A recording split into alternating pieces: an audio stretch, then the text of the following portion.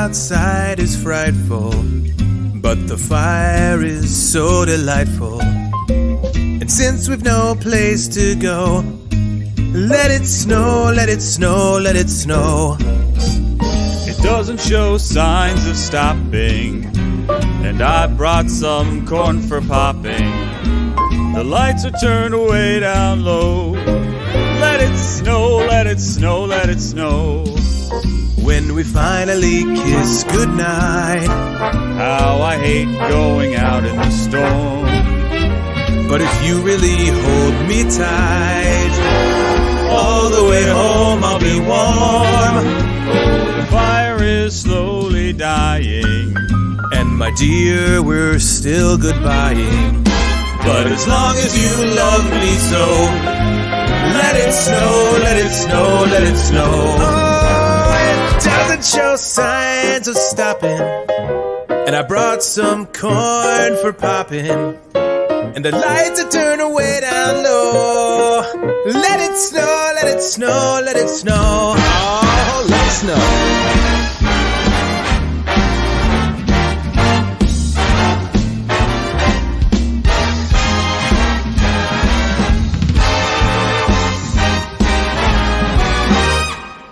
You're listening to the Gamecasters.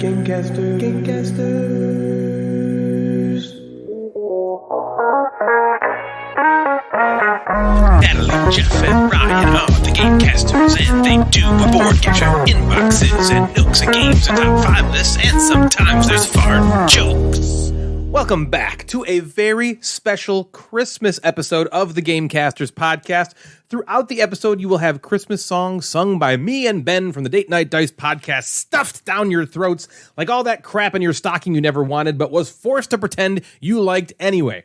While we know our show can be horrible at times and make you occasionally turn the volume down while looking around to make sure no one else can hear this shit, we would still like to thank each and every one of you, yes, even Jim, for listening to us and inflating our egos so much over the years. Jeff now walks around with a feather boa, says things like, darling, and demands that we now only look him directly in the penis when talking to him.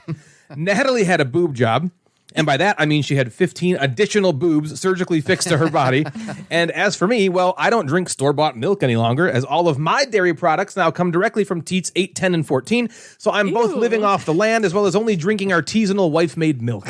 So gather round, squeeze yourself a glass full of Natal eggnog, and listen to us as we regale you with yet another step in the wrong direction on today's 80th episode of the Gamecasters.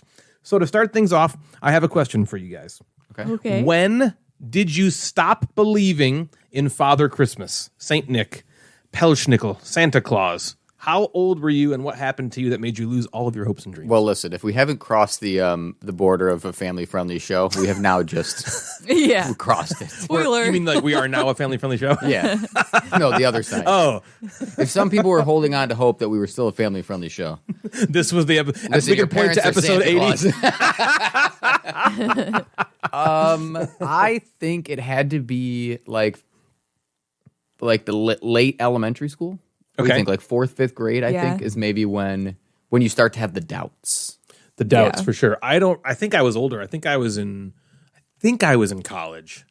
I can't really remember total. No, I think I was in middle school, like 6th or 7th grade, and I caught my parents putting gifts out under the tree because I used to sneak out in the middle of the night when I was younger just to look at them all. D have said? Oh, if he was awake, I would have.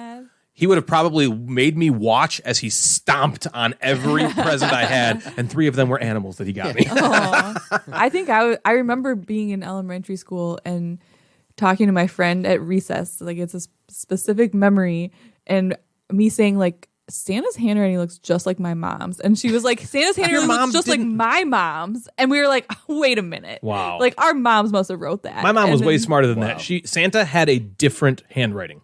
It was completely different. Well, your mom was one of those like moms that like she was a super mom. She was one of those moms. Yeah. Christmas was a huge deal for us growing up. So yeah, she made every effort to try to keep the spirit alive. How did you actually find out though, Jeff? Did you just have the doubt? I have no idea. And then I remember talking to my mom about it, and her because you were basically the youngest saying like, one, so you probably were the last one in the whole family to think. as older brothers and sisters, you have to like be mindful, right, of like things you say, and because you don't want to like spoil crush their the spirit. Yeah, absolutely. But I do remember talking to my mom and then her saying things like, basically, he's not real, dumbass. No, like she was much nicer than that. Like, Santa's, in your heart, and it's more of a spirit of a thing and that kind of stuff. But I do remember being like upset, right? Like being like, Really? oh my god, like no.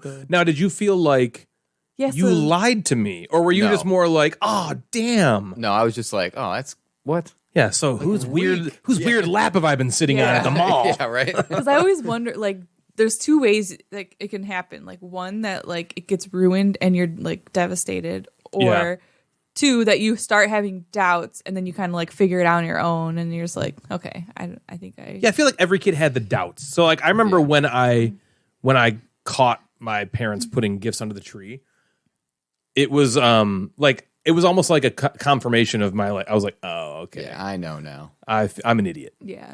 Like I knew, but I still didn't know. Like of course it's them. Here's the thing I'm worried about. So about Santa? when they believe, they're not looking around the house for where their gifts are. I know. But when they don't, then they know they're here. And so I'm worried for the day.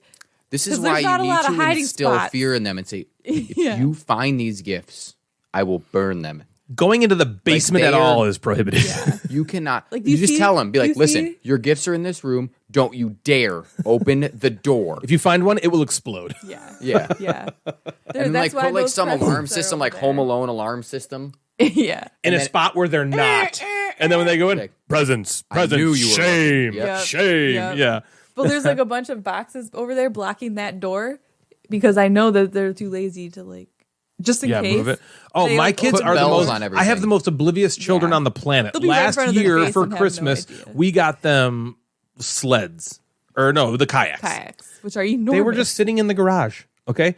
Now the garage is messy, so it looks like a bunch of nonsense. But they're huge orange kayaks. They were just sitting in the garage. What is that? And the kids walk in the garage every day after school, to walk in the house from school, and not one time. And I knew it. I was like, we can just put them over there and put something over them. Yeah, they'll never like see. over it. And of course, they never once were like, what's that gigantic amorphous shape that's just sitting against the wall enormously? They didn't ever question ever. So we could just probably put them tuck them into bed with them at night. Yeah, and they were from Santa. Okay. Yeah, and they were from Santa. Okay, next question. Do you guys have any, like, we'll get to something kind of the opposite maybe later, but do you have any like awesome Christmases that you can specifically remember? Like, wow, I really didn't think I was going to get this gift and I did. Or just any specific memories of Christmas morning. So I'll start while you guys think of one. Right. As a child? As a child. Well, okay, so I was an adult child, which I guess is me right now. I think I might know this. Yeah, so I had known at this point that Santa Claus wasn't real, but my mom still was. She still wrote from Santa. Oh, she did? Yeah, all the gifts were always from Santa. She wanted the. That magic to still be there. Even, it was more for her than it was for us. And so we kind of bought into it. But so one year she was like, what do you want for Christmas? And I was like, honestly, all I want is I just want to go shopping at Best Buy. That's all I want to do. Because, for like a decade, that was the place to go. Yes, absolutely. Amazon wasn't a thing. Right. You didn't buy all of your stuff online. Everything was Best Buy for a very short time. Circuit City was the thing, but Best Buy just gobbled them up. Yeah. It was just Best Buy that you would go to, and I would just constantly go there for my music, for computer stuff, DVDs, DVDs, everything electronic was at Best Buy. And so that's what I said. I was like, I just want money to go to Best Buy because that's all I want to do is go to Best Buy. And she was like, seriously? And I was like, I mean, I guess I could write some things, but so she was like, okay. And so what happened was my mom always went way crazy for Christmas time. Like, were we like massively in debt because of it? Yeah, absolutely. They didn't have this kind of money. Like we didn't have money growing up. We weren't like poor, but we weren't rich enough to get money. This Christmas. Yeah. She would spend thousands of dollars on Christmas. Some people go broke at Christmas. Yeah. So she would always tell us afterwards, she's like, what I do is I just rack up my credit cards and then I spend the year paying those down.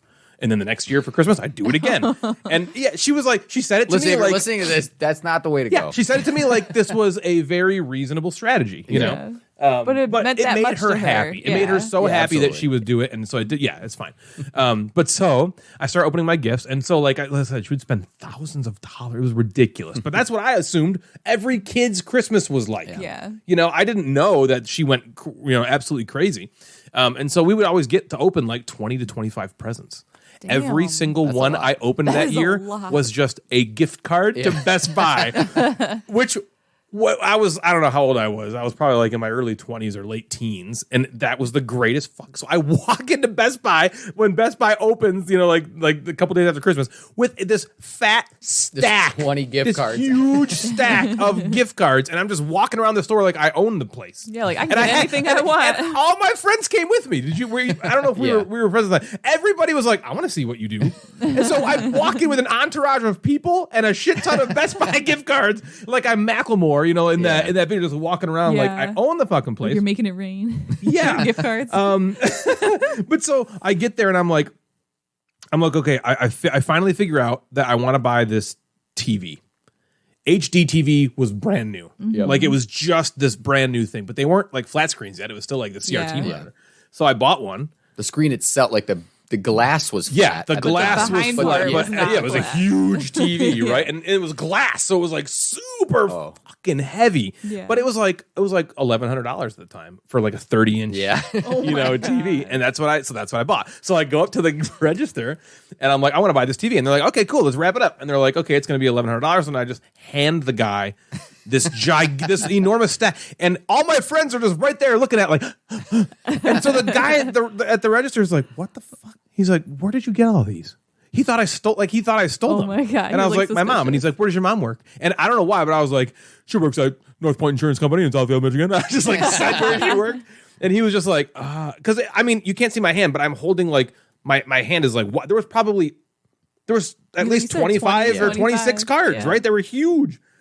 And so I never thought in a second that it was going to be a weird thing going to the store. But now you're like, yeah, that's a weird thing. Now I'm like, This yeah, guy that's just scanned incredibly 25 weird. Gift cards. And he's got like 8 friends behind him. Yeah, and you have to Yeah. scratch them off. You have to scratch off those you gotta little stupid scratch all codes. those things up. Well, they might have.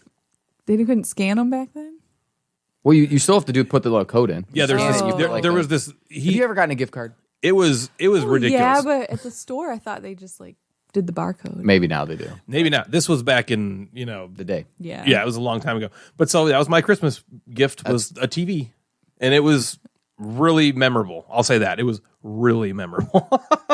I don't so have do you anything you don't have close anything to that you can that. think of? Well, it doesn't have to be the same weight level. Do Honestly, you have anything I that you don't just really Did you get even- 27 gift cards? I can't even think of a single like present as from my parents as a kid, like when I lived with them, that I was like, Well, they didn't love you as much. I mean, I'm sure I got good stuff, that's but right, like right, there yeah. was, Yeah, right it online. was probably Right. just whatever I asked for or something, like. Your mom wouldn't even change the handwriting on Santa's cards. yeah, what in man? Christmas was not a thing, huh? Jeff, do you So have anything? Christmas at the Madigan house, I have 2 brothers, so we had 3 boys, and most of the time we would get up. There was like a time limit before we could go out into the living room. Yep. Yeah. Like it was like Yep. we're not having. And my parents, Yeah, we're not just, getting up wanted to until sleep 7 in, o'clock. Like, listen, Yeah. 8 o'clock. That's you can't go out. Yeah, we did But that we would to get the up kids, early and too. we would like play video games like in each other's. Absolutely. Like, That's we had 2 exactly rooms, what so we we'd play did. video games Yep. because we would get up early because we were so Dude, I would excited. sometimes go in my sister's bedroom once my parents were asleep, quote unquote, and I would stay up all night long playing Sonic 2. Just the whole time. Yeah. So we would also like our Santa gifts. Our gifts from Santa were never wrapped. They were always the unwrapped ones because usually they were kind of like a bigger thing. It was like a slide or Really? something So outside they or didn't- something. So they were never never wrapped wrapped them. So we knew when we walked out, the first thing you saw was the gift from Santa. And now I'm like, well, that's just because they didn't want to wrap this Yep. ridiculous looking Yeah. thing from Santa. So it was a just cool one idea. thing, It was one usually big one So thing. Santa thing from got you one And Santa then got your us one parents thing. got you And the rest was Yeah. from them. And Nothing was from my parents. Everything was from Santa. Oh, really? I talked to Dave a little about this. I read something about it too, where it's like you want to, as you're buying gifts for your kids, you almost want them to know that they bought you something. Don't make them think as a kid that you didn't get them anything. That Santa is behind it. Yeah. Like at some point, they need to like early on say, "Mom and Dad have given me something," or they've given me something. Yeah, I don't know if from I their agree with that parents. philosophy We don't- because growing don't up for think me, we've given that was us- just the way it was. Yeah, This it is didn't- actually the first year where I told Ryan there's one specific thing I was like, I'm just going to say this is from us. we've always just said it was all. Yeah, well, that's the way I grew up, and that's the way it was. You know, I don't even magically remember, for me, it was honestly. everything was Santa Claus. Well, it's and- just the idea that like your parents have worked and they have also given you something. It's not Yeah. everything is not just That makes about. sense. Well, I just Santa. feel like Christmas is the one time of the year. I'm not trying to ruin your Christmas. No, I understand. I'm just saying No. I buy them everything all year long, so Sure, they and have that the was one not- day Yeah. where That was not this is not something for Well, I that us. we think had. We didn't Yeah. have like all like Yeah. everything was not just bought. And most Right. of our presents were video games or movies or Yeah, that was me too. basically Yeah. it. The greatest Yeah. thing. Yeah, I can't afford an I Xbox know. 360, Say- but Yeah. Santa can. You know, Right. Devin and I usually don't buy each other gifts on the days, but Devin got me this Michigan State crokinole board. Yeah, That oh, was yeah. I don't know if that was for my birthday or for Christmas. They're close, so I don't Yeah. remember what exactly. I might have been for my birthday, but that was very cool. Even though I spoiled it as she was showing me pictures on her phone, and they like scrolled through it, and I was like, "What is that?" Oh, She was like, right, I remember my that. God. Right. But even just seeing it's very cool. It's like this. Is it Holinsky? Yeah. Holinsky board. The Helinsky brothers. Yeah, because Yes, Kolinsky is John Kolinsky. Yeah, the Yeah. Helinsky, You're brothers. listening. The Helinsky brothers. Yeah, the Holinsky bro. It's like this beautiful board and has like the Spartan head on it. So that's something that I'll treasure. But yeah, as a kid, it was like you get toys and video games and Yeah. Well, I agree that it probably I always have wondered if they like questioned why we would I mean they haven't, but if they would question why we didn't get them anything because like when we open presents, all of theirs are from Santa and then there's Ours are stuff from each other. Yeah, Yeah, stuff ours are that from I got each other. Ryan and Ryan got me and then that's it. And Well, I've I'm always surprised that framed they- it to them like Christmas. Santa gets you your Christmas gifts. You know, I've always framed it so they just know Yeah. that okay, our gifts are from Santa Claus. Right. And they honestly when they're little, they don't question they don't anything. know. They don't They give a just fuck. they They just want take your presents. word. on Okay, so everything. this is what I wanted to tell you. greedy little So bastards just want presents. So I was like going through and I was like, hey, kids, you know, I was like, what is your favorite thing about Christmas time? And I don't know if Cameron and Lexi were like running for political office, but they were like, what I like is being around my family and Oh, yeah, they're- the I think they know spirit what of you're just not milking supposed to it. giving and blah, blah, blah. say. And Yeah. Scarlett's listening to them and she's like, okay. And she's like, Dana, my favorite thing is opening presents. yeah. You know, she's like, you know Who are what these else? idiots? She's like, I also like Easter. You know why? Because you kind of get some presents at Easter too. And she was the only saying this- honest one in your yeah, family. She was saying it like, duh. what like, are you wrong guys, with are you my- not remembering? We get to open presents. Right. Like, hello. And like that's clearly their other two's favorite Yeah. too, but they like know better than like they know it sounds Because they were greedy to competing say with each that. other. In Yeah. that moment, they were competing Yeah. with each other. Well, it's really Absolutely. funny because like Scarlett knows Christmas and Easter, but Thanksgiving she kept getting mixed up. She kept thinking it was Valentine's Day, so Because she doesn't give a shit there's about no it. presents Yeah. there. So who cares? Stupid. What Yeah, this whatever holiday it's is called. Doing that dumb Yeah. thing. Some dumb Yeah. thing. It was like the week Like of your presents? Thanksgiving, and she's I'm not like, eating turkey. You she's think I like, eat "What turkey? is this week? Valentine's Day?" And she said that like 5 times. I'm like, "No, Thanksgiving." I'm like, Who cares? This is dumb. yeah, who cares? Thanksgiving's dumb. I don't even like that. No wonder food. people hang up Christmas decorations after Halloween. This is stupid. Right, exactly. So last weekend, Jeff and Devin came over and we hosted a get together with the fine folks from the Date Night Dice podcast, Ben and M. Ever heard of them? M drank Yeah. wine from a glass with a stem, and did I drink? No. All I did was condemn. Jeff coughed up some phlegm, deviated his septum, fell into a deep sleep of REM where he started teaching chem and had some plants that needed a hem. I said plants, Why I did I meant have to do pants. that? And that's all the rhymes I can come up with. But Wait, can I interrupt? we had an absolute blast. Yeah. You said in your rhyme, and I know it was just for rhyming purposes. Oh my God. Here we You go, said Ryan. you didn't drink anything, but in fact, Emily brought sparkling Hold on. juice for You all did. the children because there's 6 children there, and who drinks?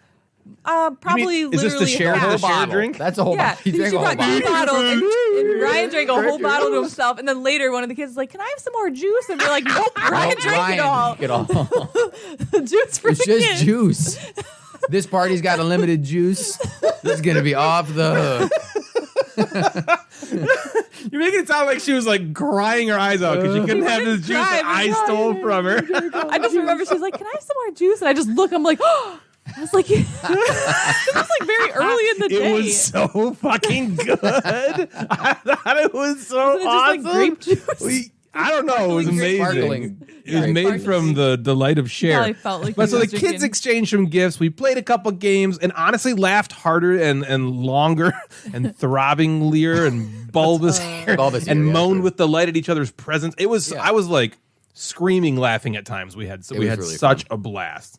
And then that shared drink, which was so fucking awesome. My God, it was good. We played the best round of Natalie's favorite game, Ink and Gold ever, where Jeff and I just kept going and going, and we got so many gems, and it was so great. We played about 1/5 of a game of Bonanza, Yep. yeah. and 6 Nimmt and Insider. We played it, right? Those Yep. were the other 2 games. Yep. Honestly, the hangout wasn't as much about the games. You know what I mean? As it was just kind of like being together and laughing and having a really, really good time. The kids get along super, super great together, and they're basically all the exact same ages.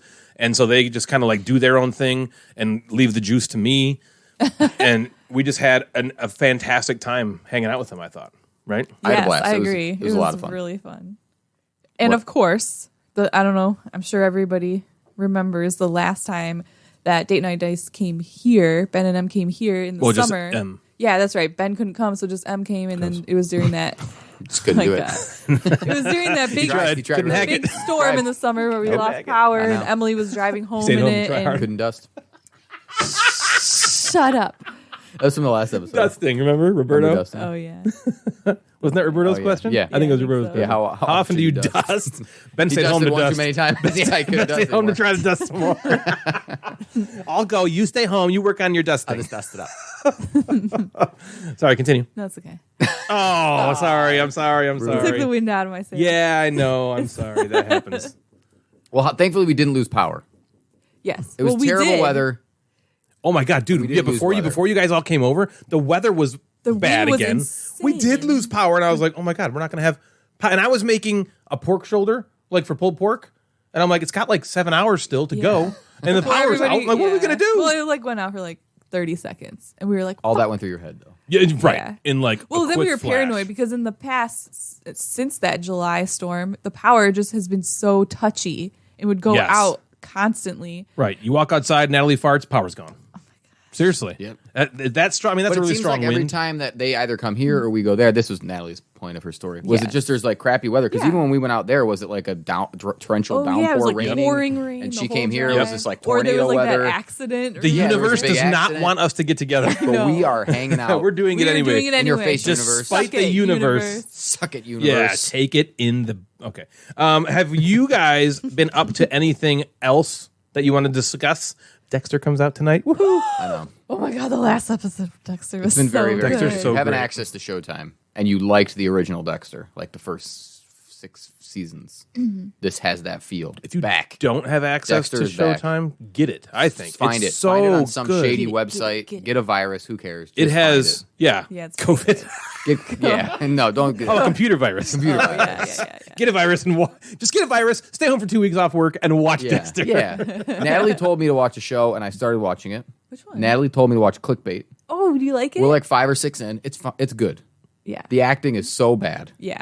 I mean, it's not like the best show ever, but it was definitely like It's just this roller coaster of events. So it's every like episode, like you get new information. You're like, what? yeah, What? it's almost What's going over the on? top of like Yeah. the storytelling is just like this swings and here's this new thing. So it's like very entertaining Yeah. to watch. This guy gets It's like kidnapped a and one. killed. It's and like our mini show. Series, I think. It's like Yeah. the Gamecasters. Yeah. A lot of swings. It's kind of terrible and- entertaining. The yeah. acting's really The bad. acting's It's a lot of it. But some why people still watch Yeah, it people are and still listen, watching so it. it's good. 80 episodes deep. But yeah, Can't that's stop pretty now. good. So that's kind of what we're watching. We're watching Dexter and that Yellow Jacket show. That's still kinda what going? we're doing. We're on Yeah. Christmas break now. Nice. What? So that is much, You are? much needed. Yes. Are you guys not? No. No. They have to go to school Monday, Tuesday still. I would love to go to school Monday, Wednesday, Tuesday?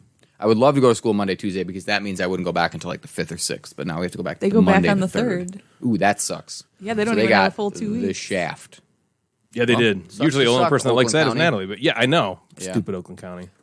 Yeah, so we're off now, and then 2 full weeks. It was much needed. Everybody needs a break. Everyone needs to kind of Yeah. recharge the battery. We've had an eventful last few weeks in schooling here in Michigan, so we're glad we're on a break. Absolutely. A lot of TV, hopefully a lot of games being played. Yeah. Family time, presents, blah, blah, blah, you know. Yes. Presents are like the best thing about Christmas, don't you think? Well, that's what Scarlett thinks. Yeah, I think she's Scarlett right. definitely. Also, you know, Easter, you kind of get presents. Yeah. Thanksgiving is a piece of shit. Thanksgiving sucks some Thanksgiving, dick. Valentine's Suck Day, it, whatever. Oh, Thanksgiving. Thanksgiving. Which one's which? Who knows? Yeah, who basically cares? the same fucking holiday. What's his Flag Day? Who cares? One, yeah. Yeah. I'm surprised she doesn't like Valentine's Day Me because you too. get chocolate. What? Yeah, you that's true. like exchange cards. I guess she's in kindergarten, so she hasn't really done. Yeah, a she lot hasn't of done that yet. She'll do that this Valentine's year. cards Yeah, stuff. she'll do that this year. Oh, I have a random thing. Okay. So, if you are a Watch It Played watcher, Sure. you I know like that Watch thing? It Played. Yeah. Watch It Played. I've heard of Sure. that. Yeah. Come on. Rodney Smith. Rodney Smith. You know Yeah. Rodney. Yeah. Yeah. Okay, so he does other videos, and he has I don't want to say a whole team of people, but there's No, other you're right. people He under does. He has other people. this Watch It Played Paula does umbrella. stuff for him. Yeah. So there is a video out called the top 10 monthly board games picks in December. Right. Okay. And Roberto messaged me, sheer boredom. He was like, "Hey, your pictures are in this video." What Oh, pictures? right. So if their number one you have to game, pretend like you don't know this. I mean, what? Spoiler, What are you talking about? Spoiler: the number one game in December was a game that we reviewed a while ago, way before that, because we're just on the cusp of hotness. Absolutely. Called Night of the Ninja. We which always is do so that, by the fun. Way before that. Yeah, we talk about We do games things so way before everyone fast. else. You want to hear about games? Go back to episode 40 when we talked about Night of the Ninja. Yeah, listen to that. So their number one pick for December of 2021 was Night of the Ninja. And as they kind of go through and fade in and out pictures, some of my pictures are there. And it says Jeff And it says Madigan my as the source. name. It doesn't say Mad Board Gamer. It Booyah. says Jeff That's Madigan. awesome. And then So it if you lists wanna his watch social that- and where exactly he Yeah. lives. Basically a professional photographer now. 100%. Well, he hasn't gotten paid for it yet. Have No, they, have I'm they an reached out to you? No. Here, So yeah, they need to give me some money. I have $1 in my pocket. But yeah. Well, they gave you some So credit. I That's don't, but almost pretend as good. that you are which is now a pretty cool. Thank professional you. I've done photographer. it. Yep, you did So watch that video.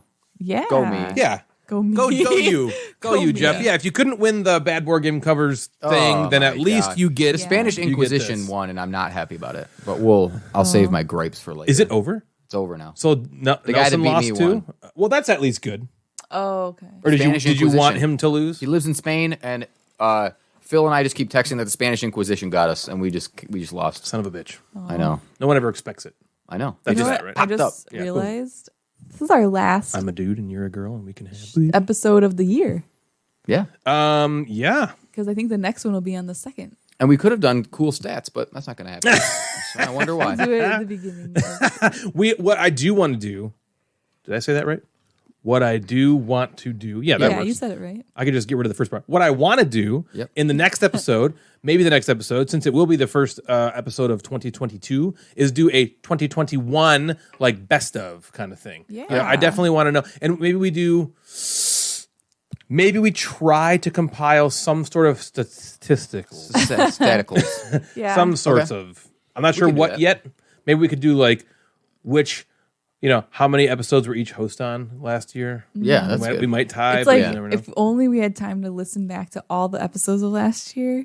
There's time. We could There's pick our literally- like probably favorite is, moments actually. of the podcast. I have always honestly wanted to like put together like a highlight. Like a clip show? Like Yes. a Like how highlight Seinfeld's reel. like, Yes. we've gone through a lot this we season. don't know, Oh, and yeah, that'd we be so we have much work, nothing but for it you would be next week, so so we're gonna do a awesome. clip show. Yeah, we but could do a but clip honestly, show. you know how long that would Yeah, fucking take. that would Oh be my! work. Anybody out there who wants to edit, who likes to edit audio stuff, and who wants to put together a highlight? No, because I'd have to be there the whole time telling them what I think is funny. Oh my I have to control this, or it's not going to work. They- Sorry, yeah. everybody.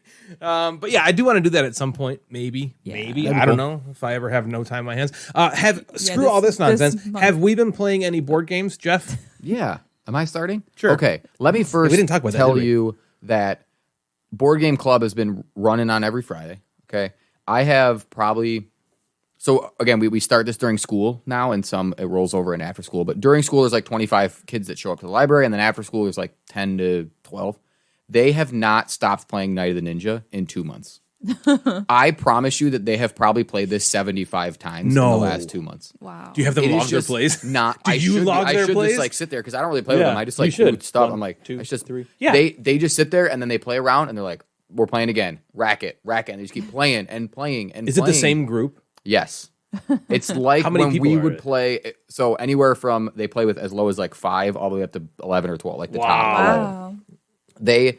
It was like the first time we played Resistance, where we just couldn't stop. Yeah, playing you just it. can't stop. And it's insane. They just keep going and going. And I have like this bag of games where I'm like, why am I bringing anything else? But they just That's all they want wanna to play. it. Yes. They will tire of it So, eventually. After like maybe- 500 plays, My maybe. gosh, they're gonna hit Are- 100 Now, soon. do you sit in, or are you just watching Occasionally. from a distance? Okay. I'll if they like ask or something, I will. If not, I don't want to like. Because they've probably devised some strategy at this point after Well, yeah, and they, 75 like, games they, where like, they yell know at how each to. other, and then they like forgive each other the next round because you're on the same Yeah. different teams. Yeah. So they'll get into it and they'll be like, "How did you did this? Why did you kill this person? Why did you do that?" And they just yell. It is crazy, but it's so fun Wow. watching them get into that game. So Damn. I'll recommend this to people if you are playing with teenagers or you are like have this just group that wants to play social deduction games. Night of the Ninja is good, and they can't stop freaking playing Yeah. it. Holy I remember cow. I'm not a huge fan of social deduction games. Well, but I okay, really hold on. liked Wait, this. stop for a second. you're not a huge fan You're not of a social fan. deduction Not a games. fan at all. There you go. But this one is great. Social deduction games. I liked this one. It's good. Okay. It's really fun. But anyway, we also played at our game group. So just the four of us, we played Dune Imperium again. I had a very similar feeling today than the first time when we played it. still So liked it? I still liked it. I still don't like those cards that could come out in the Intrigue deck or whatever that card thing is. I think those need to just be removed. Did it screw you again? No, but Bill did draw it on one of his last cards, which gave him a point, but he didn't win. Me and him were in the back, but nice. And but it was just like, it's just why is that the only unknown in the whole? Like, I don't like that. That's the only unknown points that you can gather in the game. Yeah, and it has potential to. It's a huge thing, Has and they're potential also to we've also talked about make like the winner. the things that give you extra points on those cards are things you're already getting points for in the game.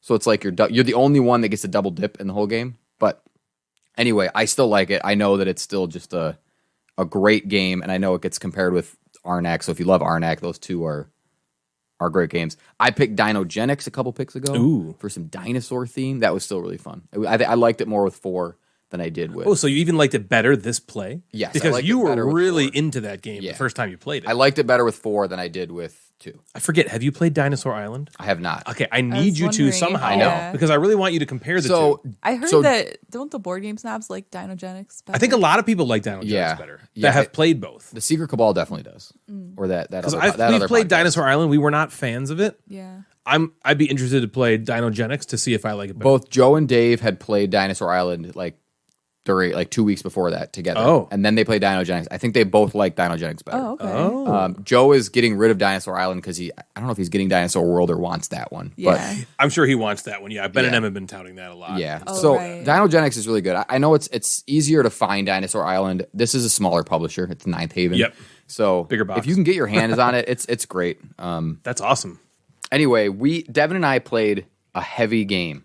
This one comes in at 4.22 on the my Richter gosh. scale.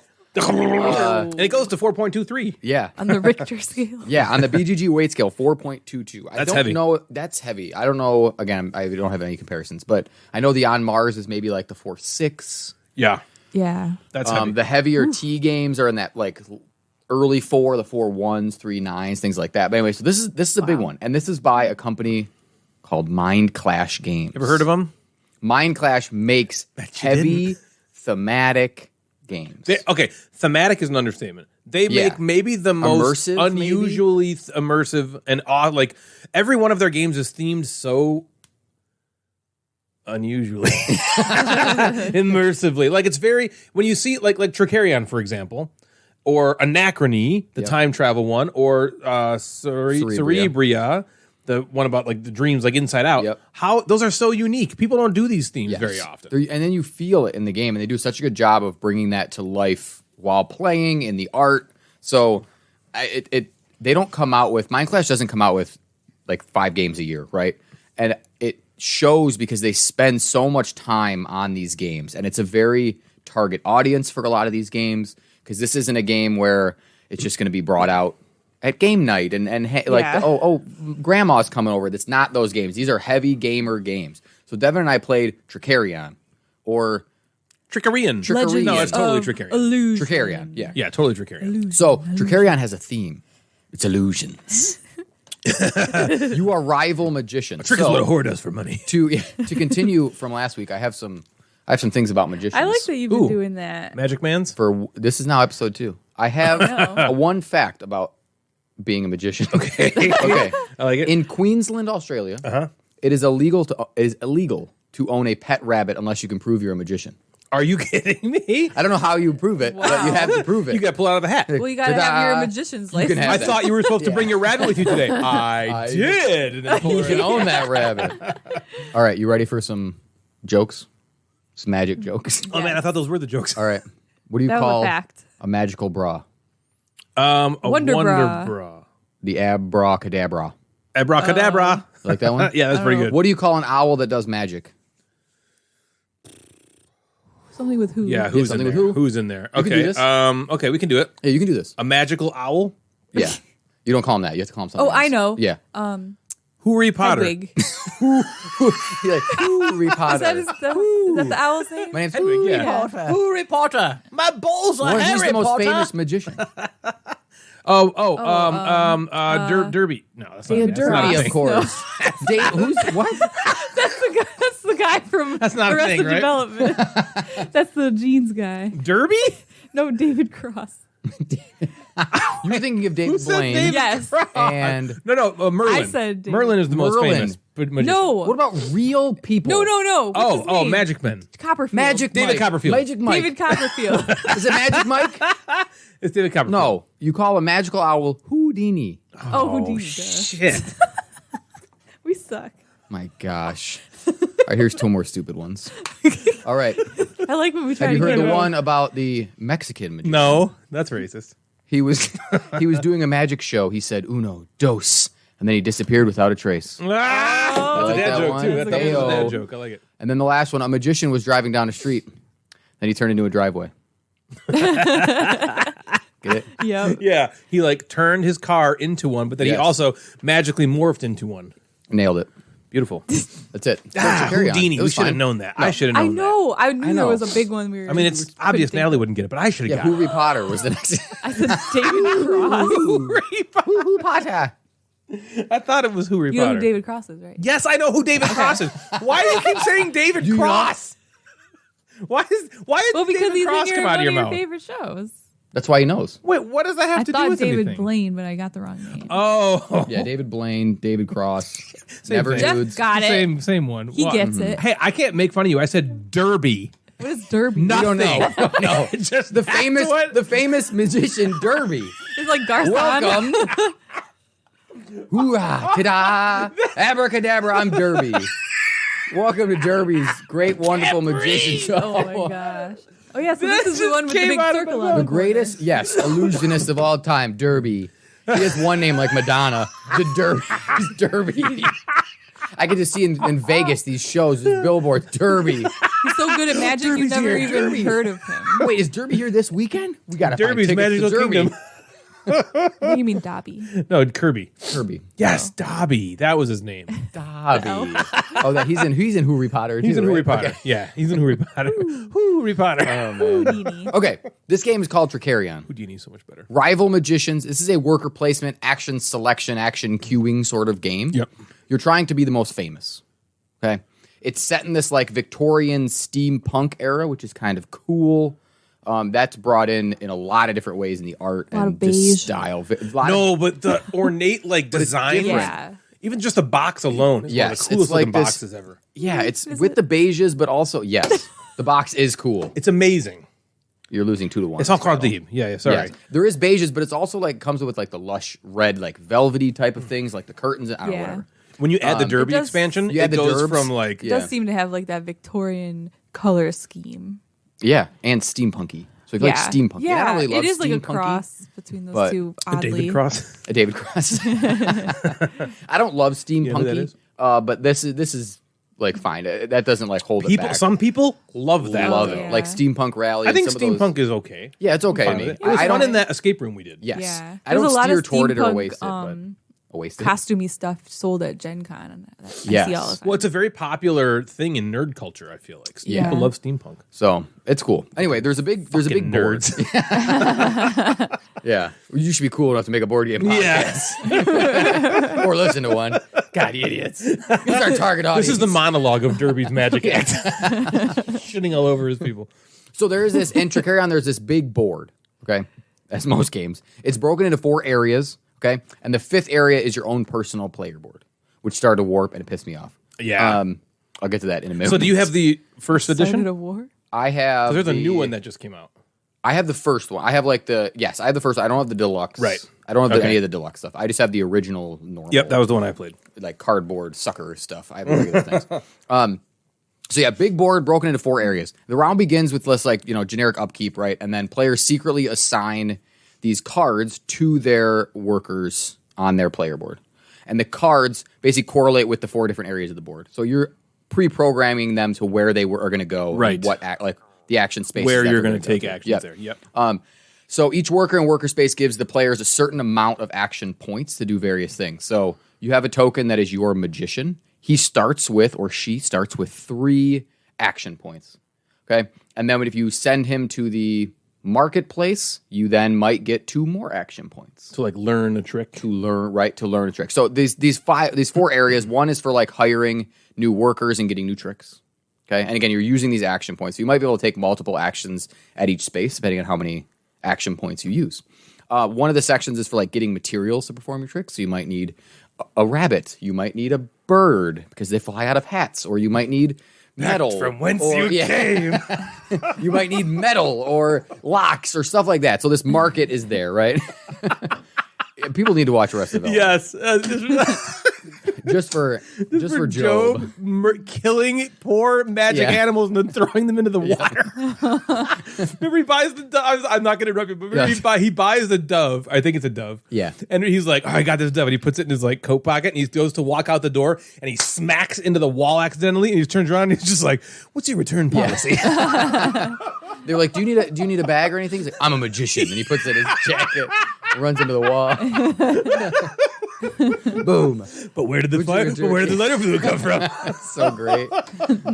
I'm really sorry, but that is so funny, dude. Okay, let me go back. So the 4 areas of the board. So we have 1 area is for hiring new workers, for getting new tricks, stuff like that. 1 area is for getting those materials. There is this dark alley, which is the expansion that already comes in the box, which I suggest just if you are a gamer, just put that in and play with it. Yeah. The dark alley gives you some special cards that when you're assigning the cards to the different workers, they could do like an extra cool action, which is awesome. Or they create like events in the dark alley. There's the personal player board where you are preparing tricks. So you have the trick on your board, and if you have the right materials, you can prepare these tricks and get them ready. Yeah, Trickerion. And then the last one is the theater. Ooh. This is where you're going to add tricks to these show cards. So the tricks come in like you just basically use a token to say, I'm going to use this trick in this show. Right. Mm-hmm. And the show cards have these like different shapes and symbols and stuff. I don't want to get into all of that stuff, but that's how you're adding tricks there. Once all the workers have in place, then if workers are out in the performance area, you will perform.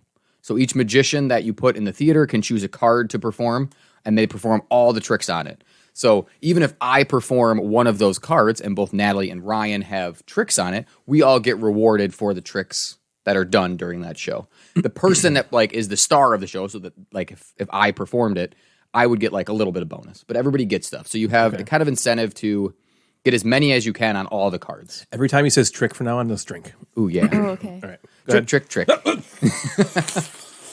Okay, that's it. Oh, man. We're gonna be hopping up on caffeine. I have more. Okay. You get money and points, which is fame, Okay. for your performed tricks. Ooh. Some tricks Ew. have bonuses, things like that. Okay. And play continues for 5 to 7 rounds, and the person with the most fame. Oh, he almost. Yeah. Whoa. I almost tricked He you. tricked us. So you play 5 to 7 rounds. If you don't want to play with the Dark Alley expansion, you play 5 rounds. If you do play with the Dark Alley expansion, you play 7 rounds. The only thing the Dark Alley does is you flip the board over and then you add some cards, that kind of thing. So I would say, again, if you're a gamer, play with that right away. Here's what I think. Art theme is great. I love the Magnificent because it's that magician theme is very, very cool in And that one. underrepresented, right? Yeah, there's How many? There's not a ton of games like that. Yeah, Which is weird because that's an awesome theme. It is very cool. I loved it. I loved the theme and the direction they went with it. I felt into it, right, with the art and with all that kind of stuff. Ensconced. This has a different. So if you've played the Magnificent, which is probably more popular than if you've played Trickerion, this has that again different look. The Magnificent went with like a dark, circusy magic sort of thing, and this is a little lighter, but you can do some kind of the art is anyway steampunky, but. Right. I think my favorite part of it was the action selection, which I don't love action queuing very much. I don't like pre-programming games at all, but this was different. It seemed at the beginning really silly, where I'm just like, why aren't I just taking turns putting things out?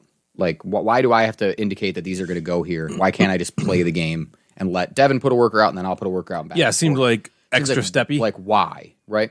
And then with the Dark Alley expansion, that's why. Because some of these cards have super bonus things. So, like, I can hire 2 workers on a turn instead of just 1 if I play that card there. Also, there is this kind of tug-of-war thing where if we both flip our things over, I know that Devin's Magician, which gives her 3 action points, is going to go to the downtown. And mine is also going to go to the downtown. I need to play mine first. So I get more action points up there than she does. So that was kind of interesting to that. You can sort of see the other person's plans a little bit and maybe adjust yours. So going first was also something that is important. And if you're winning, you go last. So that's kind of how the first and that works out. So I think it was really tense, kind of wondering what order Devin was going to put the workers in, right? And again, the Dark Alley expansion, add that because the cards are great. I liked that each worker was kind of different and gave you the different action points. So I could just send one of my apprentices, which just gave you 1 action point, to some of the spaces I didn't really need to go to. But my magician or my tinkerer or whatever these other ones were called, they gave me 3 or 2. And I'm like, those need to go to the spots. I need to get those out first, right? My extra ones. So I liked the decision making of that. Overall, I liked it. I didn't like fall in love with it like I really wanted to. Yeah. Because I wanted to just be like, yes, this is like one of my favorite games. I'm immersed in this theme. How cool. Yeah. It's heavy. It can be like that gamer's game. And I just was like, this is good. But am I ever going to pick it again? Devin didn't Was it like fall in love with it.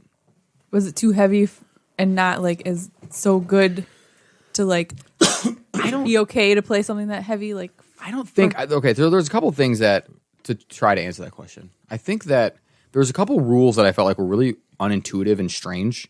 One was the performances is a tough thing to explain to someone who's never played it. Where there's like there's 4 days. So you can choose performances on Thursday, Friday, Saturday, Sunday. And if you put workers on Thursday, you get an extra bonus when you place it, but you lose stuff then. But it doesn't matter if I put my workers on Sunday, I get a little extra of the performances, even if someone picks my performances on Thursday. So if my workers are on Sunday, Ryan performs my card. Ryan performs something that I have a card on. I still get the bonus because my workers are on Sunday and he performed on Thursday. Just explaining that was tough and was strange. So there's some things with like linking, like when you put the right icon in the right circle, you get bonus points for it. And just some of the stuff, I questioned whether there was is there just like, is that necessary? Like too many layers of like, why this and why that. But there's also a thing where like you buy these resources and you don't actually spend them to prepare any of your tricks. You just have them. Which when you're thinking about it, you're like, oh, cool, I don't have to like spend my tricks. But in the moment, you're like, well, if I'm taking this metal and I'm turning it into handcuffs, shouldn't I use the metal? Yeah. Like, why do I have? Yeah. So intuitively, it was like, why aren't I spending it? But you just don't. So I don't think that's a knock against the game. It's just my instinct is when I get resources, I spend them to do something. Right. So, and Devin is also like plays lots of games, and that's what you're thinking. Like this, I need to spend my resources, and you just don't. So, again, not bad, just not really intuitive. Yeah. Right. I loved the majority of it. I'm just disappointed. I don't know if Devin and I are going to grab it often. So what does that mean for it? I don't know. It might be. I could try it with game night. I could try it. Because it took a little bit of time. It might be too long, but it could be something we like play at a nerd fest and then maybe rack it on a Monday after we know how to play it.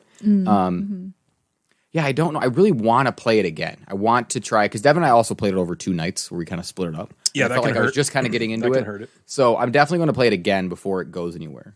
There's a lot of people that this is like their favorite game. I know like Kelly Geek Sheet Gamer, this is like one of her favorite games of all time. And when I posted that I was playing it, people were like, this game is amazing. And I don't disagree with any of that. I think the game is very, very, very good. I think Chris from Secret Cabal loves it too. Yeah, and there's like with the action selection, you just have to play with the Dark Alley. Without the Dark Alley, I was like, why the hell would I want to play this game without the Dark Alley? Yeah. It was just the events were great. Your Ryan would love this. Like each of your magicians get a secret, like not a secret, but a special power with the Dark Alley, and you wouldn't. Yeah, we played with that. we did. I think you just have to do it. Yep. So there was so much to like, and maybe it was like Devin not loving it, and we weren't like into it as much. That I think I need to try it again. But there is so much good. A little bit of things were just unintuitive that kind of turned me off a little bit. But I would totally try it again. Very cool. Yeah. I've played this game 2 times, once with Natalie, once with Jeremy. And I remember both plays feeling like I liked the game a lot. I remember really liking it. I also remember feeling like the game was so hard. Not like difficult to understand, which it kind of was difficult to understand, but more that there was like, and this was just me, I only played it twice, and this is a game you need to play. Well, it was like, I remember thinking to myself, and I can't remember exactly what it's like now because it's been a couple of years since I played it. Yeah. But I remember there was a certain specific thing where I'm like, how could anybody possibly get up to this score or do these tricks? Like, it looks like people do it. How could they do it? Yeah. I see no way. There are maybe what you're talking about. There are certain tricks you can only perform if you're at a certain score, right? So once you get to 36 fame, you can now perform these other tricks, and it's hard, especially in my first play, to get to that point in a manner where I'd be able to then perform that trick later. Yeah. So I was able to get a couple. So I beat Devin by a little bit, but I was able to get a couple of the second level tricks. But even at that point, we're 3 rounds in. We have like 8 points, right? It's one of those slow burns, and eventually we both ended with like 60 or 60 plus, right? So we were there, but it was like it's hard to like figure out where the end game is when you start. Now I know that it's a slow burn.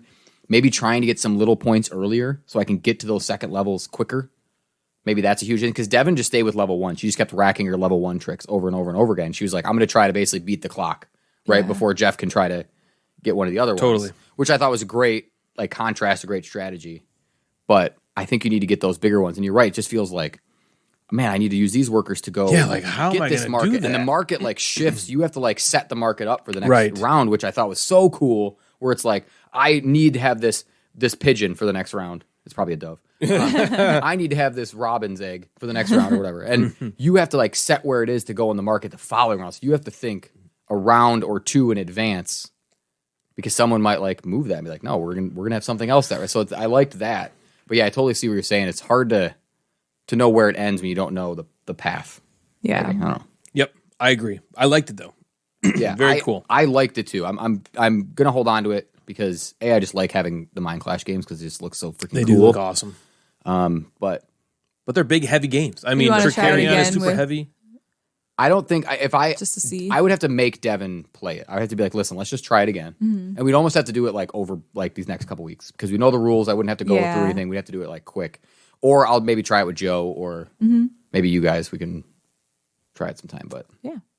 You got to play Anachrony next. Anachrony will be the Anachrony is next, my favorite of the two of those. I know I had Cerebria for a while and never got it played, and so I'd be interested to know what you think of Anachrony. It's also very, very heavy, very fiddly. There's a lot going on. I'm not sure If how you've it'll go played over some of with these, Trickerion was I think easier to the flow of the game was easier than Cerebria, but the rewards like the mental reward in Cerebria I think was higher. Just like the man, this is so cool, or like look at these combinations. That was cooler in Cerebria, but Trickerion it was easier I thought to like teach and play. Very cool. Cool. Yeah. Trickerion by Mind Clash Games. Mind Clash. So the past couple of weeks have been incredibly light gameplay-wise for Natalie and I. Last night, we cuddled up on the couch without pants on and used the only aphrodisiac we know of, board games. We started with the only publisher that makes me feel like a man, Small Box Games. These game boxes are so small, even I feel good about myself. John Cloudis, or Cloudis, I think it's Cloudis, is the designer and the owner of Small Box Games.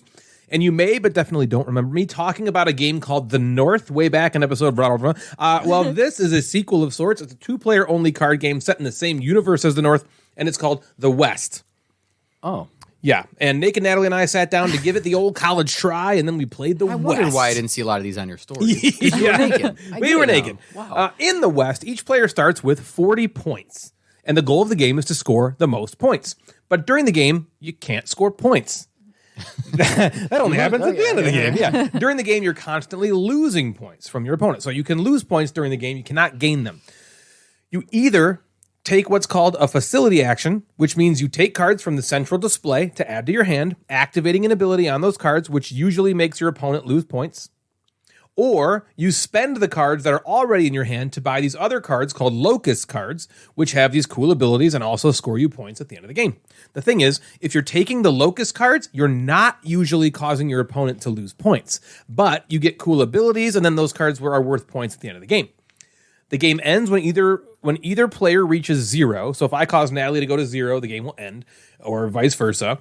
Or, now this is interesting, or the game ends when the second player, so not the first player, but the second player has 5 of a certain type of card in front of them. So during the game, Natalie and me, Natalie is the first player, I'm the second player, we're both getting cards in our tableau.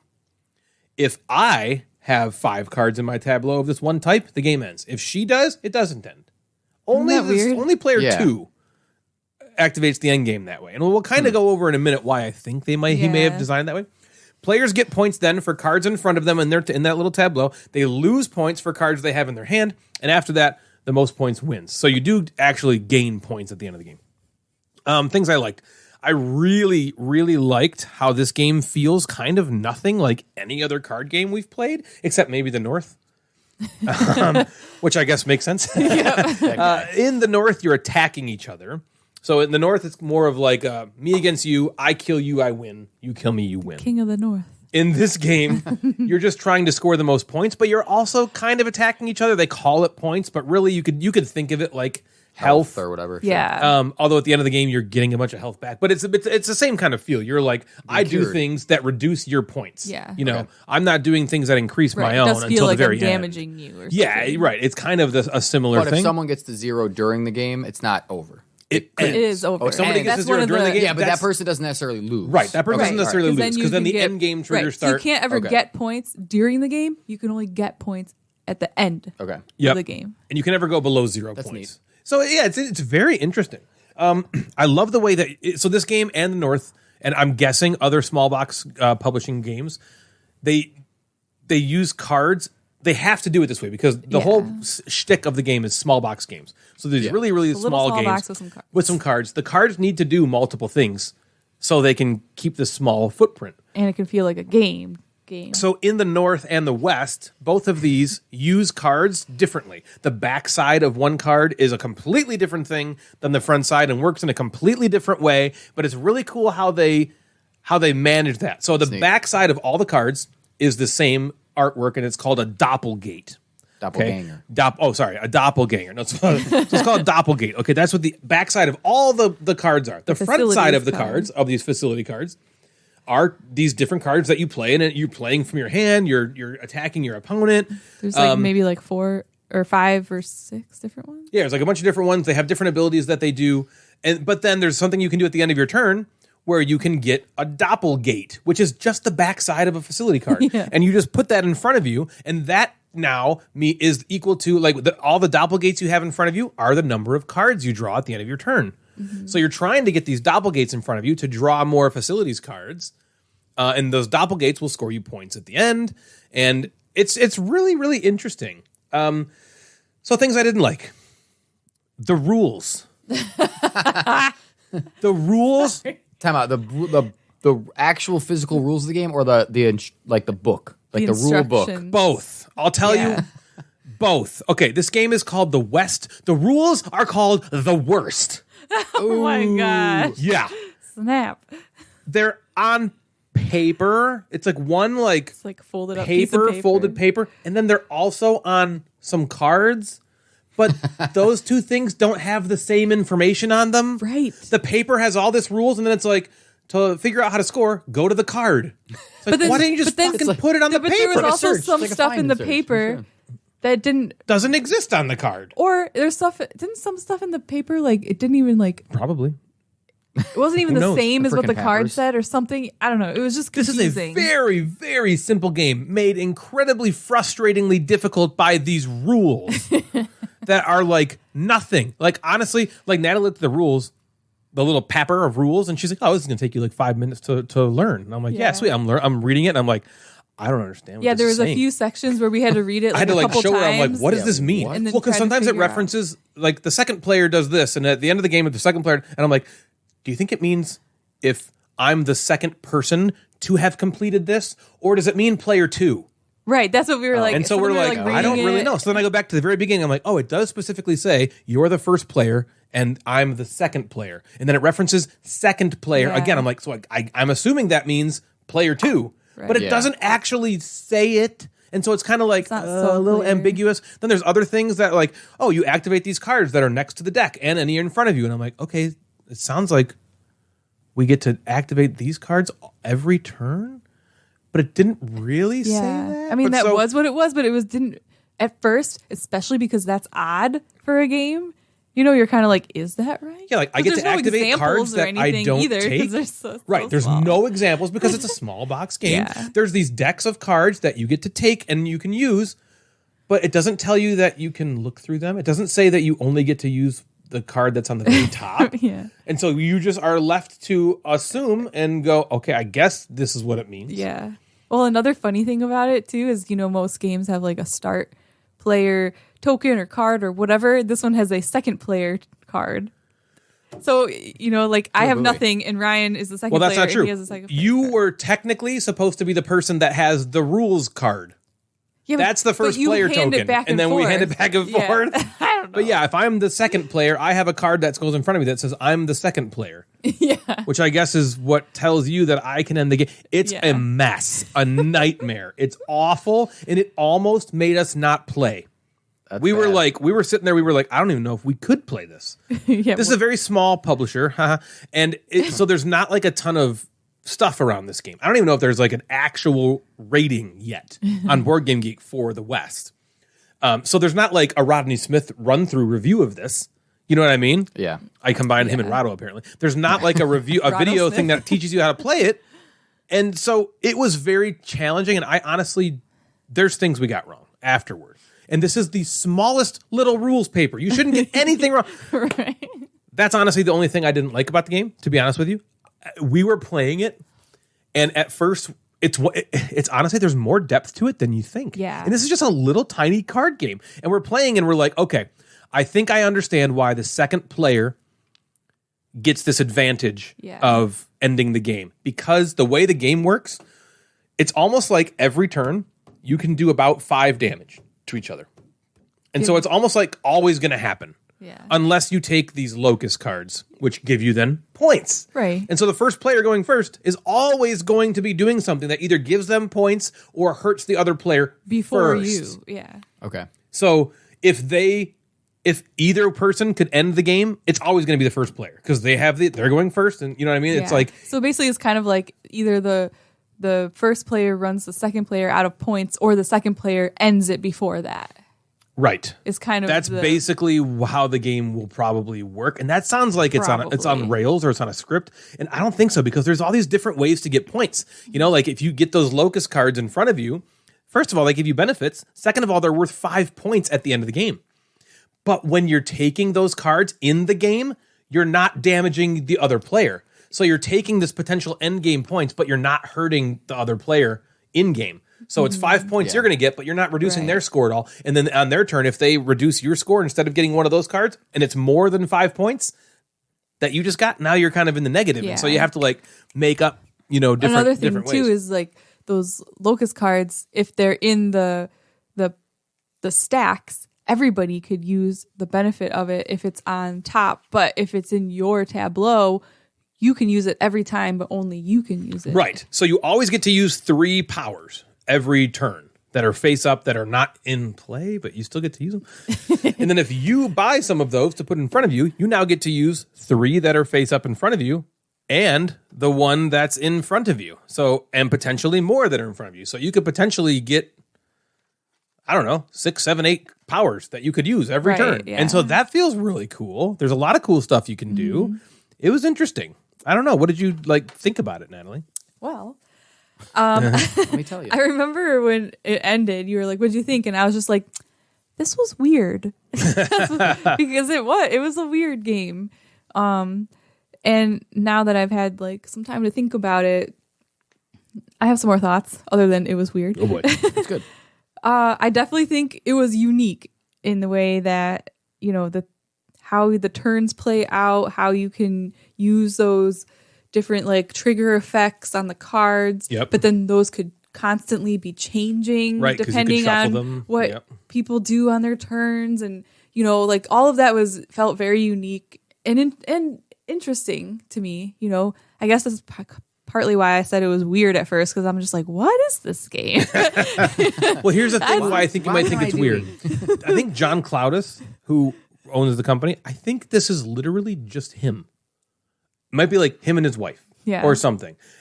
I don't think he's got a team of playtesters. This is he why just the rulebook is produces bad. them. Yes, exactly. He produces all of these, I think, on his own. And if you see the box here, like it's not like it's cool, but it definitely seems like it's just produced by a guy in a house. Yeah, it was like he has these boxes and then he added a logo on it. Yeah, like it doesn't look bad. I mean, they do look cool. It looks really They're cool. nice. It looks like nothing you've seen, but it looks like nothing you've seen because it's just a guy in a house doing his own thing, right? He doesn't have like a big company he works for. So I don't think he's got play testers doing all this kind of stuff. I mean, I don't know this for a fact. This is just how it seems to me. Every correspondence we get from the guy on Kickstarter and stuff like that is like super personal. He's like really I've talked to him before. He's super nice, super kind, very humble, very excited that people are buying his stuff. You should reach out and be like, listen, let me read your rule book before you like. Yeah. I know. It's hard to like toe that line of Yeah. like being. You don't want to be rude because this thing is exactly. This thing is not okay. It's not okay. Sorry, continue. That's okay. So another thing that so like the whole game, a big part of the game is just taking points away from another person, which typically is something that turns us off, but because that was like kind of one of the main points of the game and we were doing it back and forth to each other, it didn't feel mean and I didn't mind it at all. It was just that's part of the game, it wasn't because like happens almost every single turn, right? Almost, right? Because it wasn't like I could do all these other things, but I choose to attack you. No, it's be a really phase of the game. Everyone loses 5 points, and then, So here's the thing: when you on your turn you take what's called either a facility action or a locus action. If you take a facilities action, there's 5 cards in like the display from the deck. You either take all cards in the display of one type. There's like 5 different types. And do the action on them. And do the action on them. Or you take any 2 that you want. Regardless of what you do, however many cards you take is how much damage the other person takes. So if I take 4 cards in the display, that I lose 4 points. Yeah. So thematically, it makes no sense. Yeah. But, or not that I've seen. Maybe there's like some sort of flavor text I haven't read. But, it's just that's what happens. And then there's other things you could do that make you, lose more points. Like I said, now that I think about it, it definitely is more interesting. The more I think about it, it's cool that like you said, you pick up cards and that's how many points the other player loses. But then if you're taking an action, if you happen to pick up cards where you can take an action, maybe that might make them lose more points. Or you can use some of the trigger effects on the locust cards that are face up, and maybe some of them. Like I had a couple turns where like I could like make a bunch of them work together for me and I'd make you lose like 9 points or something in one turn. But then those would get shuffled up and those effects aren't there anymore. And so now you can only lose like 4 points on the turn. You know what I mean? And it's quick. So it's like changing all the time. It's a very quick game. That's a big plus, I think. I mean, quick like 20 15 minutes. Oh, yeah, it's pretty short. It is very quick. And then, so I mean, I found it unique and interesting. I think I would give it another try because, like Ryan said, so at the beginning of the game, it was kind of like I got the rules and stuff, but I'm kind of like, what is the point? Like, what am I trying to do here? What's the deal? Like, like what is? I don't have a plan because I don't really get what you're going for until we started playing the game, and then it kind of like clicked more. And so I kind of, and like you said, there is more depth than it seems to the game. So I kind of want to try it again. Yeah, the learning curve is probably a play or two. Yeah, I want to try it again. What you should do to try different things, or to like just see how it plays out. Another turn. It could have been shorter than that, even if the rule book was better. Spend a little more time, make a little more to the rules. I get your small box games. That's great. You want to have like a really quick rules. No, I think to be very clear and concise. And throw in an example or two, or a little designer note that says, "Here's why you want to do this, because this can give you points doing this way." You don't see any of that until you play it, and it's like it doesn't need to be that way. That piece of paper was paper? It was like a square piece of paper folded up. Like you could have just had a bigger piece of paper folded again.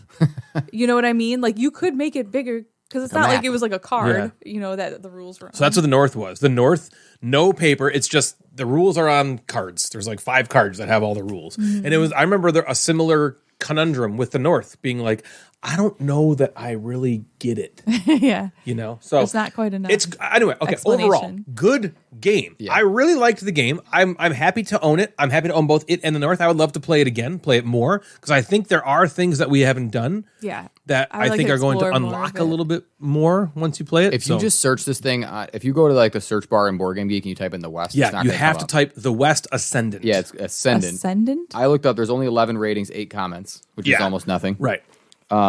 It did Only just 6 ship. like forums or 6 threads, so Oh, it's not okay, a lot so it's of. not a lot of stuff. It's very stuff. very small. So maybe if John Cloutus, Cloutus. if he maybe sees some of this, maybe he'll put out a PDF of a new like updated rule sheet or Yeah. something. Yeah. Because with small boxes, he could probably reach every single person that has this game. Yeah. Yeah. Oh, for sure. Like honestly, with the Kickstarter, you Yeah. could be like, That's nine- Here's a new update. I'm That's probably sorry. Let's do 99% this. of the people that own this are just because I don't know that I know he does have a retail, like you, or not a like, retail. You reach can buy out it from to his him? website. Yeah, I can reach out to him. I might even reach out to him and just say, "Hey, we talked about the game on the episode.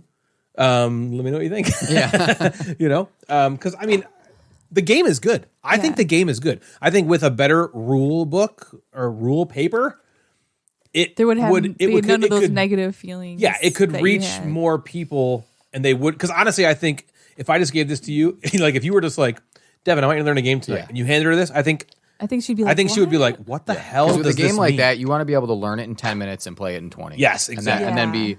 And then you want to go, let's play it again. Let's Yep. rack it again. Yeah, let's you rack don't it want the again. learning to take And then you longer never than want the to forget those gameplay. rules. Like with a Right. card game, you never want to like forget those rules. I'm glad there's some depth in that because sometimes I get it's a weird thing that I think I have where I just get sort of turned off where I'm like, oh, it's just a bunch of cards. Mm-hmm. Like, oh, it must be just light, simple. But I'm glad it seems like Well, there's a so little more that's to what it I than that. like about these games is they're all multi-use cards. Yeah, that's so the the best. cards are they all have like the back is worlds different than what the front is, and they do completely different mechanisms in the game, like very different. But he was able to keep the cost to almost nothing, Yeah, that's pretty probably clever. because he just uses everything he can. He squeezes every bit of every card in this game is double-sided, every single card, and same with the North. And they almost always do different things. That's cool. So, really good game. The West Ascendant by Small Box Games, designed by John Cloutus. What else you got, Jeff? I got another one. I got a game about cavemen. Well, Cavemen. it's Is it like Stone Age? It's just a reskin. So you guys heard of Kingdomino, right? Heard of it. Yep. Played They it. have a lot of other Kingdominos.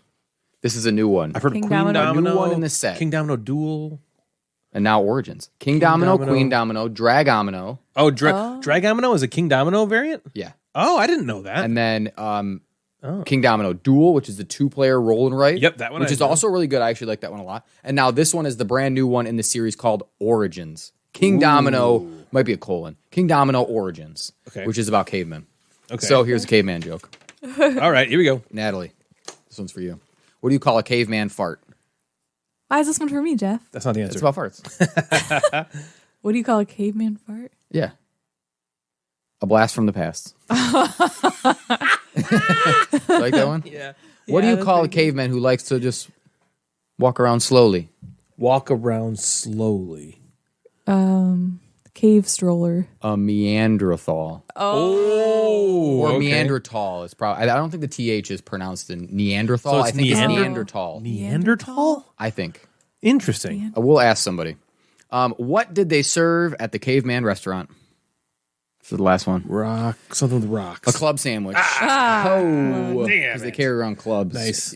So if you've played Kingdomino, this is played very similar. Kingdomino is you're building your kingdom, right? The middle, your player piece are like Dominoes. little kings, right? Well, your own player yeah. token is like kings in that one. Yep. Yeah. This one, they're cavemen. Okay. Yeah. So reskin, retheme of the original game. I will just kind of go very quickly through the rules of both Kingdomino and Kingdomino Origins. Okay. Kingdomino Origins adds a couple things that you can insert Well, I like the into box this cover. game. The box cover cover is so cool. Yeah. And part of it is like, I always forget what they're actually called, but they're like shiny.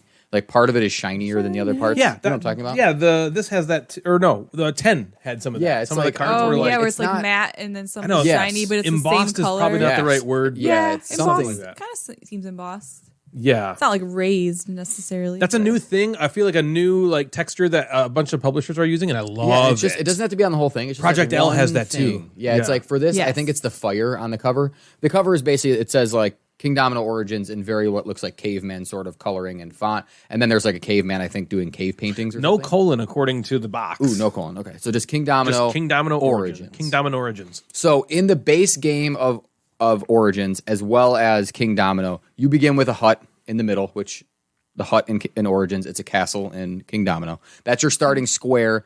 And then you're going to place your little meeple, your little player pawn, on a 2x1 tile that you're like, you want that round, right? So you put it on a 2x1 tile. Think again, a domino. There is a market, and the market is arranged in ascending order, which then also, depending on what tile you pick, that will be the order in which you will pick next round. So if you decide to pick, right? Is that normal, like Kingdomino? yes, that's in my opinion the best part of the best decision point in Kingdomino and Kingdomino Origins is if I take the first tile this round. It might not be the best tile, but I get to pick first next round. And if you pick last, usually the last one will get you probably the most scoring points on it because it's a higher number. So you might have the most. It used to be little crown icons, and in Origins they're little fire icons. Okay, so they might have the most if you go down and pick the fourth tile, but you're picking last for the next round. So that decision point is really cool. When do you kind of throw something away and go, all right, I don't really need any of these tiles. Let me go first next round. Okay. So I like that. If you play with two people, you're picking two tiles around. But anyway, then you take the tile and you add them to your area. So if you're playing with 3 or 4 people, you make a 5x5 land. If you're playing with 2, you make a 7x7, and you add them like you would regular dominoes. Lands have to match up. At least one land has to match up. It has to be the same. You can mess with the other one, but at least one of the land areas has to match. Mm-hmm. So in original Kingdomino, there's forest and grass and something else. These are more like caveman things, like ice and volcano, also grass, volcano, stuff like that, right? So there's just different icons. Okay, Yeah. Once you're done and you've completed your 5x5 or tried to, because you can get to a point where you can't finish your 5x5. You score based on fire icons times the size of the land area that it's in. Okay. Same thing with Kingdomino. Yeah, I see the fire icon. I see some woolly mammoths as well. So that's the addition. So okay. So for example, if you had a 3 space that had like ice on it, so if you had like Iceland, not Iceland, but Iceland, and there were 3 spaces and you had 2 fires on them, you get 6 points. If you had this gigantic land area of 10 and you had no fire, you wouldn't get any points. So you need to combine fire in the same land area. Okay. Here's where the game of Origins changes. So you can just play it like that. You can play it like Kingdomino if you'd like. Okay. Or you can add in 3 modules. Or you can add in 1 or 2. So it's basically Kingdomino themed plus with more modules. Yes. That doesn't do as much as like Queendomino did, because Queendomino didn't.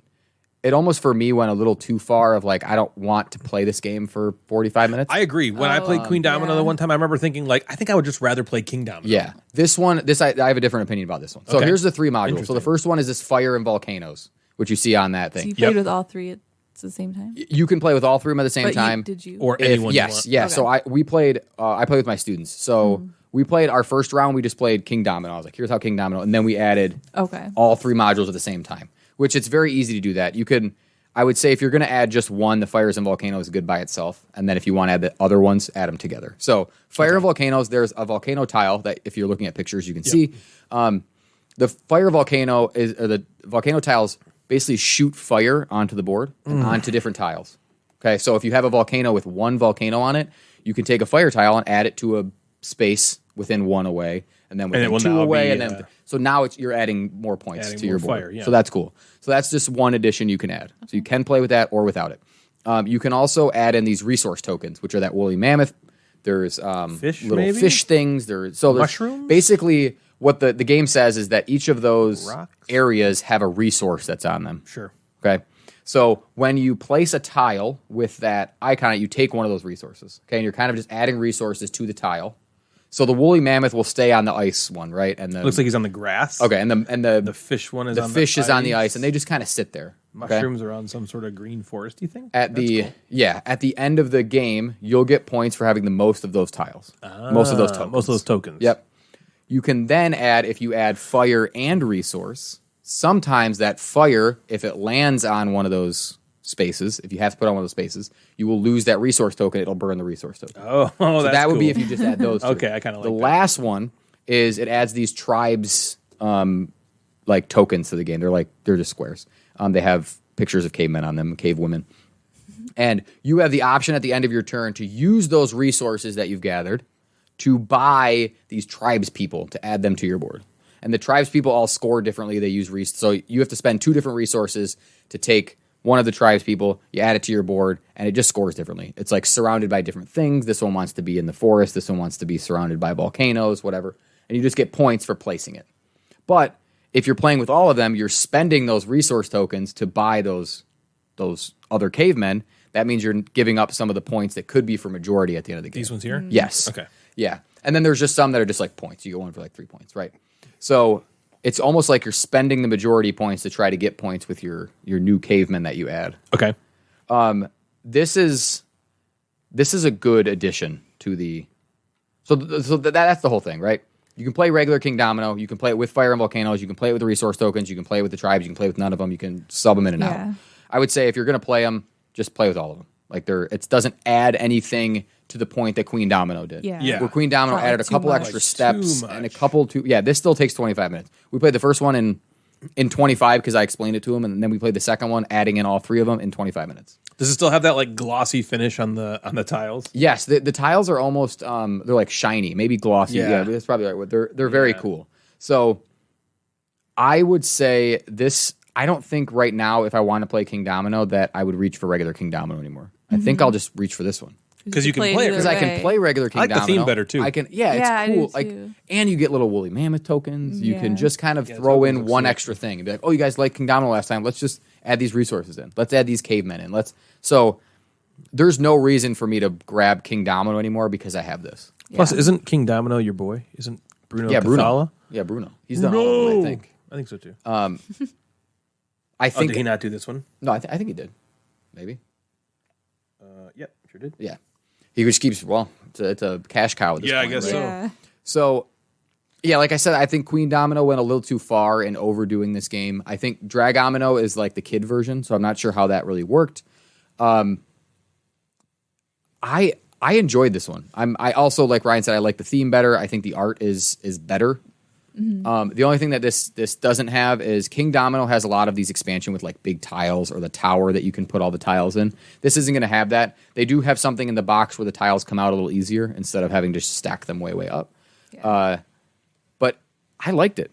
This will be my go-to Kingdomino. I'll keep this one. I'll play it at school with the kids. If you like Kingdomino and want just a little more and don't want to go Queendomino and spend the hour playing a game, this is an easy purchase, I think. Good. I would play this then. Yeah, if you don't have Kingdomino, get this one instead of regular Kingdomino because it's the same experience. Unless for some reason you love this royalty theme of crowns and royal land and blah blah blah. But the caveman theme is cooler, I think. It's probably a little less expensive, maybe too. It could be. This regular is Kingdomino. I don't think this is more than $25, but yeah, the Kingdomino might be 20. Yeah, it's not much. I would think this is new, so Origins is new, so I'm assuming it's probably going to come down in price a smidge, unskosh. Are you looking one up skosh? Regular Kingdomino, Amazon, $20. Kingdomino Origins says 37, but I don't know if that's. It doesn't look like it's like. It's probably not readily available yet. As much, so it's probably some third party. Yeah, that's probably just some rando. Yeah, I would say it's probably going to be 25, 27 would be my guess, because you get a little extra stuff. Yeah. And it's worth it to have the extra modules in that one. So that is Kingdomino Origins by Blornge. The Blornges. That's so cool. Yeah. So what has become sort of like a tradition for us lately in the last 10 episodes? It's been a few. Would you say it's been 10 episodes? Oh, maybe. I see what you did there. I didn't at first. We've been playing a game beforehand. I was like, what is this thing he's bringing on us? What is it doing? Oh, boy. We played today an exciting Press Your Luck auction game where players are playing until the deck runs out and trying to score the most points in 4 different suits. The game is called 10. Oh, 10. On your turn, you draw a card from the central deck. It's either a number card from 1 to 9 in one of 4 colored suits. 4. Yep. Or it's a card with Gladys Knights on it, 1 to 5. Pips. Yeah. That's a really old, stupid joke. Every time you flip a card, you make a decision to either flip another card or stop. If you stop, you take either all the number cards you flipped up or all the pip cards you flipped up, or you can bust. You bust if your total of the number cards while flipping is ever greater than 10. You also bust if your total pip cards are ever greater than 10. The thing is, the pip cards will reduce the total of the number cards, and that sounds really confusing. All right, let's say I flip a 9. It's hard to explain. So anything more than a 1 on my next flip will bust me, right? Right. But fuck it, I flip it anyway, and I flip up a card and it has 5 pips on it. Now, my total pips is 5, but my total for the number cards is now only 4, because that 5 pips reduces the 9 by 4. It's still a 9 for when you take it, but for purposes of busting, you only have 4, okay? So then you keep going until you either stop or bust. If you stop and choose to take the numbers of the cards that have numbers on them, each other player gets money equal to the pips that were on the cards that you didn't take. So if in that instance, if I flip a 9 and a 5 and then I just decide to stop right then, I take the 9 card, Jeff and Natalie both get 5 money. Yeah. Okay. If you stop and take the pip cards, only you get the money equal to the pips. And the number cards that you didn't take go into this market, which will then be available for purchase later in the game. There are also these wild cards that occasionally come out, and when they do, play pauses, and this is where you spend the money that you've been accumulating, one of the spots. Starting with the player to the left of the person who flipped up the wild card, players get one opportunity to bid on that card. So I flip the card that has a wild. Natalie starts the bid, and she says she bids 3 of her dollars. Jeff then gets to bid anything more than 3. And then it comes to me, who has the final opportunity to buy it. So we all go around just one time. So if Jeff bids 5, I can then either let Jeff have it, or I can bid 6 to take it. Let me have it. Yeah, just let him have it. Let him have it. I'm gonna let him have it. Play goes like that until the deck runs out, after which players total up points for their largest run, like 4, 5, 6, in each of those 4 colors. And then most points wins. So things I liked. Whew, man, do I like Push Your Luck games. Yeah. Me and Jeff, I think, both really share a love of Push Your Luck games. I think a lot of people do. Natalie doesn't. But Jeff and I love Push Your Luck games. They're always so much fun for me, especially when it's not your turn and you get to like encourage someone else to push their luck. Yeah. Because the odds are astronomically low you can't that you will bust. There's no way. Just flip another one. See what happens. Just roll again. And on your turn, it's so exciting when you hem and haw and then you're like, fine, I'll go. And then it works out perfectly. It also sucks in an exciting way when you hem and haw and then it busts you, or it's exciting when you decide to stop and you're like, maybe I shouldn't have, but then the next card that comes out on the next person's turn would have busted you, and you're like, yes, okay, that's great. The auction element is also really cool, and I find it works really well in a game like this. It doesn't go too long, as it's only one round of bidding, but it really adds this level of tension to an already tense kind of game. I love the economy in the game. There were multiple rounds that I was hoping Natalie would take the number cards, because then it meant Jeff and I would get this windfall of money from the pip cards that she didn't choose to take. So then we can use that money in future auctions when cards come up. Or from the market if you really need cards from the market. Other times you really want a certain card, so you have to spend so much money of your turn to get it from the market, because the cost of the card is equal to the number on the card. So if there's a card of value 8, I have to spend 8 of my money to get it. And you can only ever have 10. 10 is the most money you can have. So if I spend 8 of my 10 money, now I only have 2 left to get, to use in auctions and do other stuff. So it's this tension that I kind of talked about loving in the last episode where we talked about worker placement that I really enjoy, and that exists in this game because of that auction mechanism and that economy. If it was just a push your luck game where you flip the cards and then either bust or you don't, and you take the numbers, that would be fun. But with the addition of the auction and the economy, it makes the game way better for me. Things I didn't like. Some of the cards were marked in my copy, which is maybe and hopefully exclusive to my copy. I don't know if that's just a thing with the production run, but that's a bummer in a game like this where you need the cards to be clear of any marks. It's also a card game and a push your luck game at that, so the randomness in this one can really hurt if you bust on the second draw, as poor Jeff did this game, and then you have to watch the next player get like 9 cards in a row that are all amazing for them. That can be a potential downside to somebody who doesn't like this type of game, or who just feels that it's unfair. If that happens to them a couple times and they're watching somebody else just kill it randomly, and then randomly they don't. Overall, though, I really enjoyed this. I enjoyed this more than I thought I would. We picked it up at Gen Con. You picked it up too, Yeah. right? Yep. We picked it up at Gen Con, and we finally got to play it. And it plays up to 5. Is it 5? 5. 5 players, I think. Yep. I thought it was really good with the 3 of us.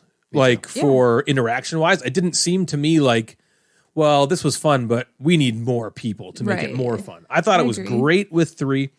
Overall, I think it's better than good, not great. I'm very happy to have it in the collection, and I will gladly play this anytime. What did you guys think? Nangi? Well, so this is a game like you said, we got it at Gen Con, so we've had it for a few months, and every time I see it, it looks so cool. It does. And so I've always been wanting to play it, and then I get reminded, like, oh, it's a push your luck auction game, and I'm like, Oh, the yeah, two I'll worst probably things I hate could ever it. think You know, of. like those are not mechanics that I like typically. But after I played this game, I did actually like it a lot more than I thought I would. So the push your luck part of it, at first I thought it was in a ink and gold type push your luck way, which I'm not a big fan of ink and gold. Ink and Gold is so great. And so I was not like pumped about that. But I think it didn't okay, so I went into this game kind of like, I'm going to hate this. Fuck this game. yeah, I guess I had low expectations, so it definitely exceeded my expectations by a lot. Expectations. And unlike Ink and Gold, where like everybody is kind of like deciding if they're going to stay in or That's not what happens in that game? based so. on the same information, this one is you're doing it alone on your own turn. Yep. Which also reminds me of Quacks, which is a push your luck game that I do really enjoy. And so maybe there's Do you? something to that. I didn't know. For how much you hate push your luck games, one of your Yeah, one of your favorites is a push your luck game. Yeah, Yeah. that's So true. I don't know if there's something to that where like it's like I'm the only one deciding and it only really affects me if I bust or not kind of thing. I think I liked that better. I don't know, because it seemed, I mean, I will say it was still stressful. Like when you say it's exciting to blah, blah, blah, to me, I'm like, replace the word exciting with stressful. That's how it feels for me when I play push your luck games. It's the which is bad kind of awful. stress. kind of why I don't 'Cause like there's them. that good kind of stress, you know, which we called tenseness. Yeah. I'd say it's more like stress. Bad kind of stress. But it wasn't like Stressful so bad that I didn't enjoy the game. Like, I mean, you guys, when I was like, I don't know what to do. And then I'd flip a card and just like flip Really it over really fast. fast to be like, just tell me what it is. I know, Just which get is it over funny with. because you were clearly looking at every card under the deck before you played it. So that's weird. Babe. Hey, you did it so. No, I wasn't. Natalie would flip over cards like they were on fire. Yeah. Yeah, get it away from me. Yeah, so that was kind of fun. I thought Like everyone had a spider underneath it. Yeah. yeah, that's what it was like. That's the stress coming out. The colors were very vibrant and cool. Yeah, that's a good point. I They really were liked. cool. I mean, that's what it really attracts your eye to the game, to the box, you know, and then with the black matte versus like gloss Yeah, right. Like the back texture-y of the looking card. thing, Yeah. and then the vibrant colors, like It's got you that know, embossed stuff on it too. that was a very good choice. I already said that. Oh, and then the other thing, I'm sorry, I was looking at Yeah, my you notes. did. The auction part too was the other part that I was not looking forward to, and like Ryan said, it Board wasn't. game. This one wasn't that bad because it wasn't. My problem with auction That's the spirit. games are like I always feel like I don't know what to do, and you know, like I Yeah. don't know, should I bid on it? How much is do it I worth? bid? Like, but this one. It felt a little bit different. The stakes didn't seem as high. Well, 'cause you but can't- also, yeah, like, I it was agree with you more there. like I felt more confident when it was time to do an auction of, okay, do I even need this card? How much money do I have? How much is it worth it to me? Like all of that information and decision came a lot easier during this auction in this game than like other auction games like Modern Art or something. And so in that situation, I didn't not like it. You know, if it didn't feel bad, I mean, I wouldn't say like I loved that part, but I didn't mind it at all. It wasn't like a negative. I felt like the guess. money was. It wasn't ever like you had a shit ton of money. No. And you know, at I the most you might never have like did. 12.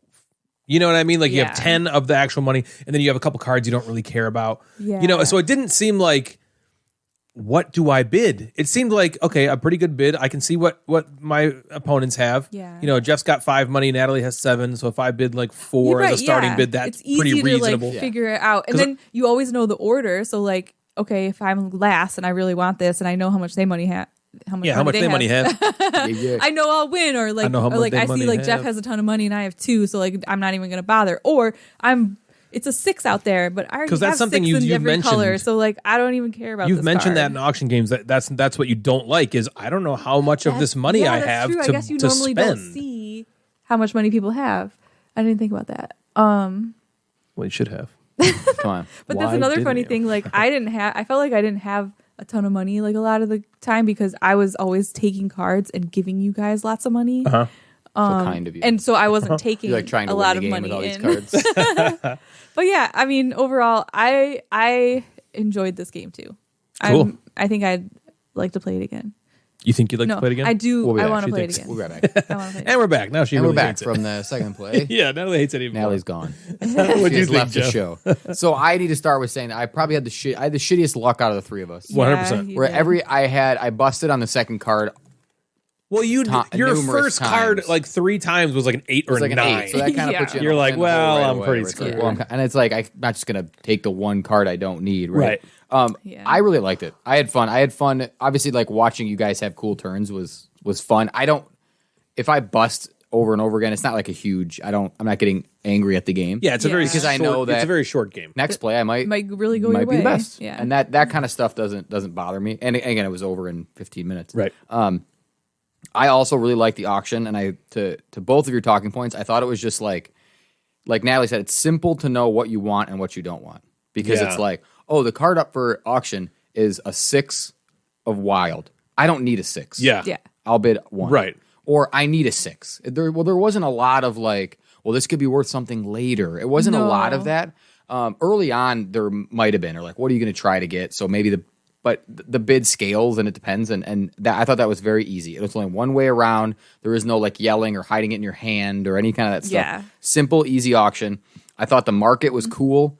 The fact that if you were shitty on luck, I could still try to buy a card occasionally that would help, which of course none of those were cards I needed. Of course. But they were there, right? They were also that made you want to stop to like, let me just take this one card so I have an opportunity to buy it, because if you bust it, you don't get a chance to buy from it. Yeah. I also think that the pips, like reducing the number, so every time you flipped over pips, it reduced the numbers, like Ryan said in the rules.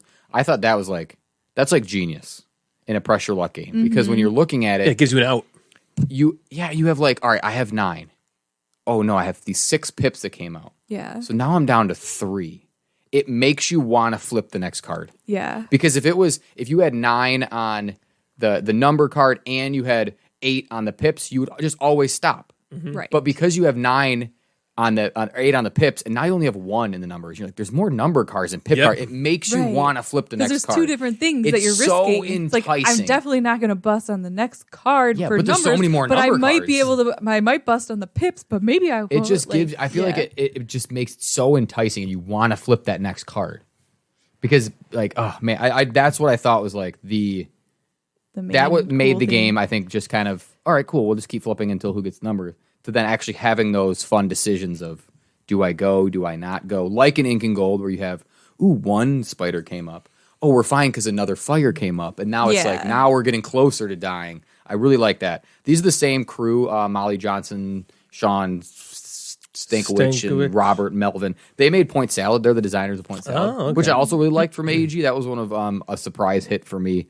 I don't know if you guys liked that one as much, but I really I liked that it. one. Yeah, I remember thinking it was okay. I don't really remember. yeah. You either like it or hate it. You think it's okay. Yeah, I thought it was okay. Somewhere in there. Yeah. And so that's like the same crew. It seems like they're finding a stride maybe and creating some unique, fun I really liked this one. Yeah. card games. Yeah, if I had to give it any other maybe potential negative, this isn't even really a negative, but it was, and this is probably just my brain, but it was sometimes like, okay, there's all these cards out there. Some of these are pips, some of them are numbers. How many do I actually have? It was like not super simple all the time to be like, Yeah, okay, 4 + 2 the minus- table needed to kind minus of like work 10. together. Yeah. We had to be Yeah. like, okay, how many? What can bust me? There was a couple times I flipped a card and I was like, oh, that bust me, right? And Jeff and Nelly were like, no, you're good by 1 point. And I was like, oh, okay, cool. Yeah. Then I'll take these. So that wasn't like immediately intuitive, and that was, I guess, if you were to 'cause there's, like, say a bunch of cards anything, on the it's a. table.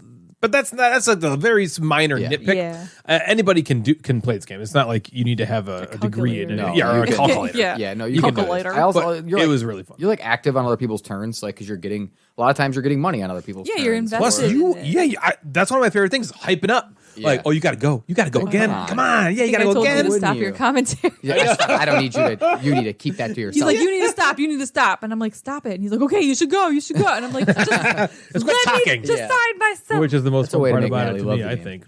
Yeah. So that's 10. Yeah, 10 by AEG, designed by those 3 people we talked about a second ago. Very cool. I'd like to talk to you all for a moment about the Gateway Board Gaming Network, which you can find at www.thegatewaynetwork.com and the Gateway Network on Instagram. The sole purpose of the network is to help new or up-and-coming content creators grow by shouting each other out. If you go to the Gateway Network website, you will find other amazing content creators who are trying to grow as well.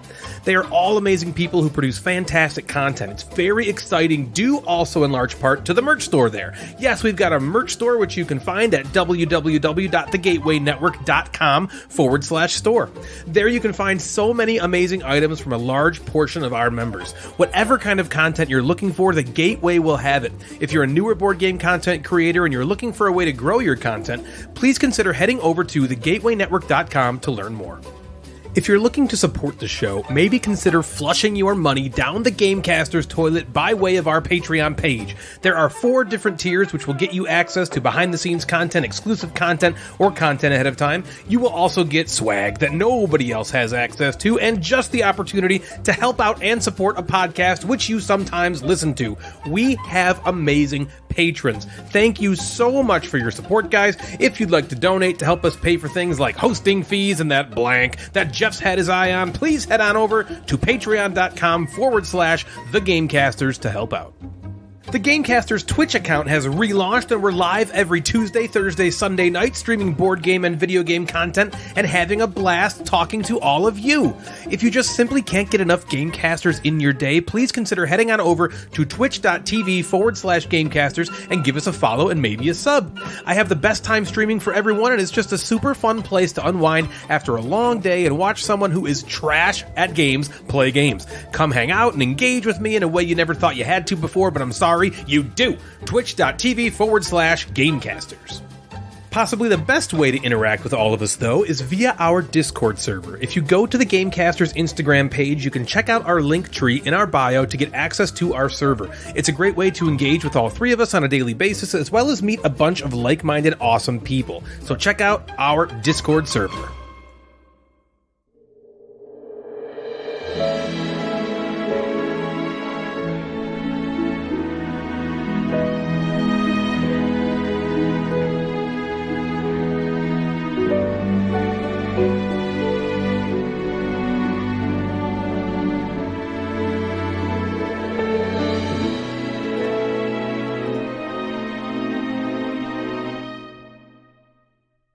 It's beginning to look a lot like Christmas everywhere you go. Take a look at the 5 and 10. It's glistening once again with candy canes and silver lanes that glow. It's beginning to look a lot like Christmas. Toys in every store. But the prettiest sight to see is the holly that will be on your own front door. A pair of hop-along boots and a pistol that shoots is the wish of Ryan and Ben. Dolls that'll talk and will go for a walk is the hope of Natalie and Em. And Mom and Dad can hardly wait for school to start again. It's beginning to look a lot like Christmas everywhere you go. There's a tree in the Grand Hotel, one in the park as well. It's the sturdy kind that doesn't mind the snow. It's beginning to look a lot like Christmas.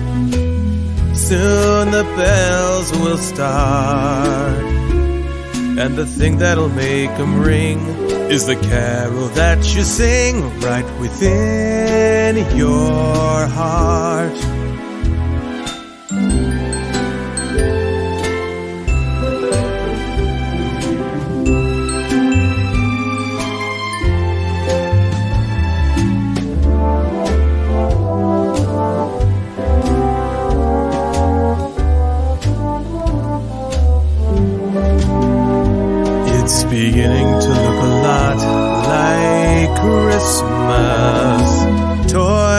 in every store. But the prettiest sight to see is the holly that will be on your own front door. Sure, it's Christmas once more.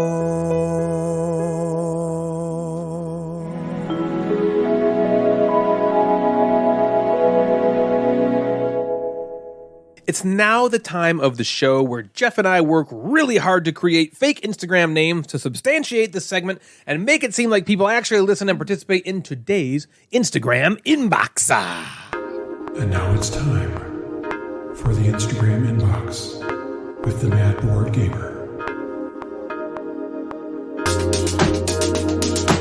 It's me again, making up names. I'm on the show. I'm relevant. Hey, Jeff's here. Yay. So, 'tis the season of giving Derby. and receiving, if you're Scarlet. Yeah. Yeah, right. And I posed the question on Instagram. It doesn't have to necessarily be Christmas related. If you don't celebrate Christmas, that's fine. I wanted to know, what gift did you get that was just miserable? Or did you give a terrible gift? So it was, what was the worst gift you've either gotten or given. Love it. Received or gave. 'Tis better to receive than gave. Yeah. Gave. And I got some pretty amazing answers. Yes. So I can't wait. I want to start first with, I found a couple people that posted about this kind of stuff on Reddit, and I have a couple Reddit answers. So these are man. not from our listeners, Okay. but these are from some posts on Reddit. Real people in the world. Real people. So, worst gift you've ever gotten or given. Here it is. My mother gave me a book for Christmas that I gave her for her birthday a year before. She acted, though, as if I never purchased it for her. I wrote a note to her, so I know it was the copy. It's in the book cover. Yeah, so there's a my note in there in the gosh. back cover. Did she call her that out? had it. Yeah, well, she's like, yeah, I don't know if she called her out or not, Yeah. but then she said, also, my mother-in-law gave me a box of plastic forks for Christmas last year. She's like, I'm chalking that one up to dementia. I'm like, Plastic well, probably. forks? That is a pretty bad Oh gift. my gosh. Here's another one from a Also a good gift white from a elephant mother. gift. My mother-in-law gave me a blanket that I had just donated 2 weeks ago to Goodwill. That happened to me. Found it at Goodwill Yeah. and then gifted She it went back there, to bought it, and you. gave it to me like it was a new gift, never realizing it had been my own in my house for years. Wow, this looks just like the guy. They would Oh my like that. God, Yeah. you guys, You that have this? totally happened Well, to me. what hear is it. it? I don't remember what it was, but there was something that I donated to Salvation Army. And That, somebody got and then it. somebody like You're somebody. my ex mother-in-law, where she would shop there all the time, and she like bought it and gave it to me, and I was like, my oh, God. That's great. That's hilarious. Wow. All right, here's another one. Okay. Did an anonymous gift exchange at work one year where all the gifts were wrapped and put on a table. We drew numbers and then went and picked a gift. Cool. Okay, kind of like a white elephant. Yeah. sort of Yeah. thing. The gift that this person received was a velvet pillow that inside had a dildo the size of my forearm and a butt plug. Here's the end of the story. I was 16 years old when this happened. He worked at like this grocery store restaurant sort of thing. So he didn't know it was in it. No, he just grabbed the gift and it was a dildo and a butt plug. Oh What the my fuck is God. wrong with people? Oh, but like, put lube in there. Like, come Yeah, man. So this is something I feel like people have done, like where you buy a gift for someone, but it's really kind of for you. Yep. Yep. Okay. This one is, again, from a Reddit user. My dad once bought my mom a dirt bike for her birthday. She was in her 40s at the time. She didn't want a dirt bike. My dad rode the dirt bike every day afterwards. I feel like that would happen a lot with board games. You know, like, we both want this board game, Yeah. so I'll buy it for you. And this is my favorite from the Reddit user. The Reddit user that was deleted, so who knows what this person is. So I was really into baseball cards when I was a kid. Me too. My grandma heard and bought me a whole box for my birthday. too bad they were Valentine's Day cards with Michael Jordan on them, and it was June. Michael Jordan. They got Michael Jordan Valentine. You know the things you fold in half, you give them out. Not even baseball. Oh my not gosh. baseball, not actual cards. Yeah, That's it was so funny. Oh, sweet little grandma. Yeah, poor grandma. What a I got you stupid these cards because they're probably also all the same Michael Jordan. There's like probably 2 variations of the Michael Jordan Valentine. And they probably say like, I heart you. Be mine. Yeah. Michael Jordan loves me. All right, so we'll get to our fake Instagram names. This one is Miss French Toast. Oh, what a weird I don't know who that name. is. Sounds Yep. made up. Yeah, we made that up. When she was very little, they got to pick out gifts for their parents. Okay. Her brother gave her dad a light bulb, and she gave her mom a spoon rest. And they still get made fun of to this day. Is a spoon rest the thing you put like on the Like stove? when you're cooking, yeah, When you your put it on spoon's dirty That's a good and you don't gift. want It's to not put it terrible. on the That's a gift. good gift. It's better than a light bulb. A light bulb? Did Okay. they like take it from the? Yeah. Why is it dark in here? Happy birthday! Here's your light bulb back. So Plurpy Steven said, this was he has another one later, but he says, Okay. when he was 13 or 14, his uncle got him an NSYNC doll from the thrift store. He says, like, I didn't hate NSYNC at the time, but I was a 14-year-old boy. Yeah, that's not a gift I want. To top it off, Did it he think he wasn't was a Justin girl? Timberlake or JC. It was fucking Chris Kirkpatrick. is He's what he the said. worst one. He is. Yes. He is. Well, he was probably on clearance. Yeah, there you go. Sheer boardom, Roberto. This would have to be a picture. He's I like could the send Howie it to from you. Backstreet Boys. Is that even more means relevant for you? nothing to me. Roberto sent me a picture of him Howie holding Mandel? the worst gift he's ever gotten. Ooh. And it's a chocolate penis. And then on the inside it says, eat a dick. I've seen that gift. Yeah, it's like a funny. Yeah, I've seen On that the inside before. of what? It's like Like a box. Like you open the box, on the inside of the box it says, eat a dick. Oh. And On a there's chocolate dick. penis. in I there. didn't know if it was like Yeah. inside the chocolate. I don't know. Yeah, Does but make you sense? bite yeah, into you it. had to suck off the Yeah, chocolate dick suck to the- get to the yeah. gooey eat a dick to the center. gummy eat a dick. Was it filled with like cream, white cream? Burton's eggnog. Burton's Boards. Okay. Welcome to the inbox. Oh, I don't cool. think Neat. we've had her. We definitely contribute, made this so one up. welcome. I had a follow up for her on a couple of these because she was the first one to answer like right away. Okay. Her husband once bought her a bucket.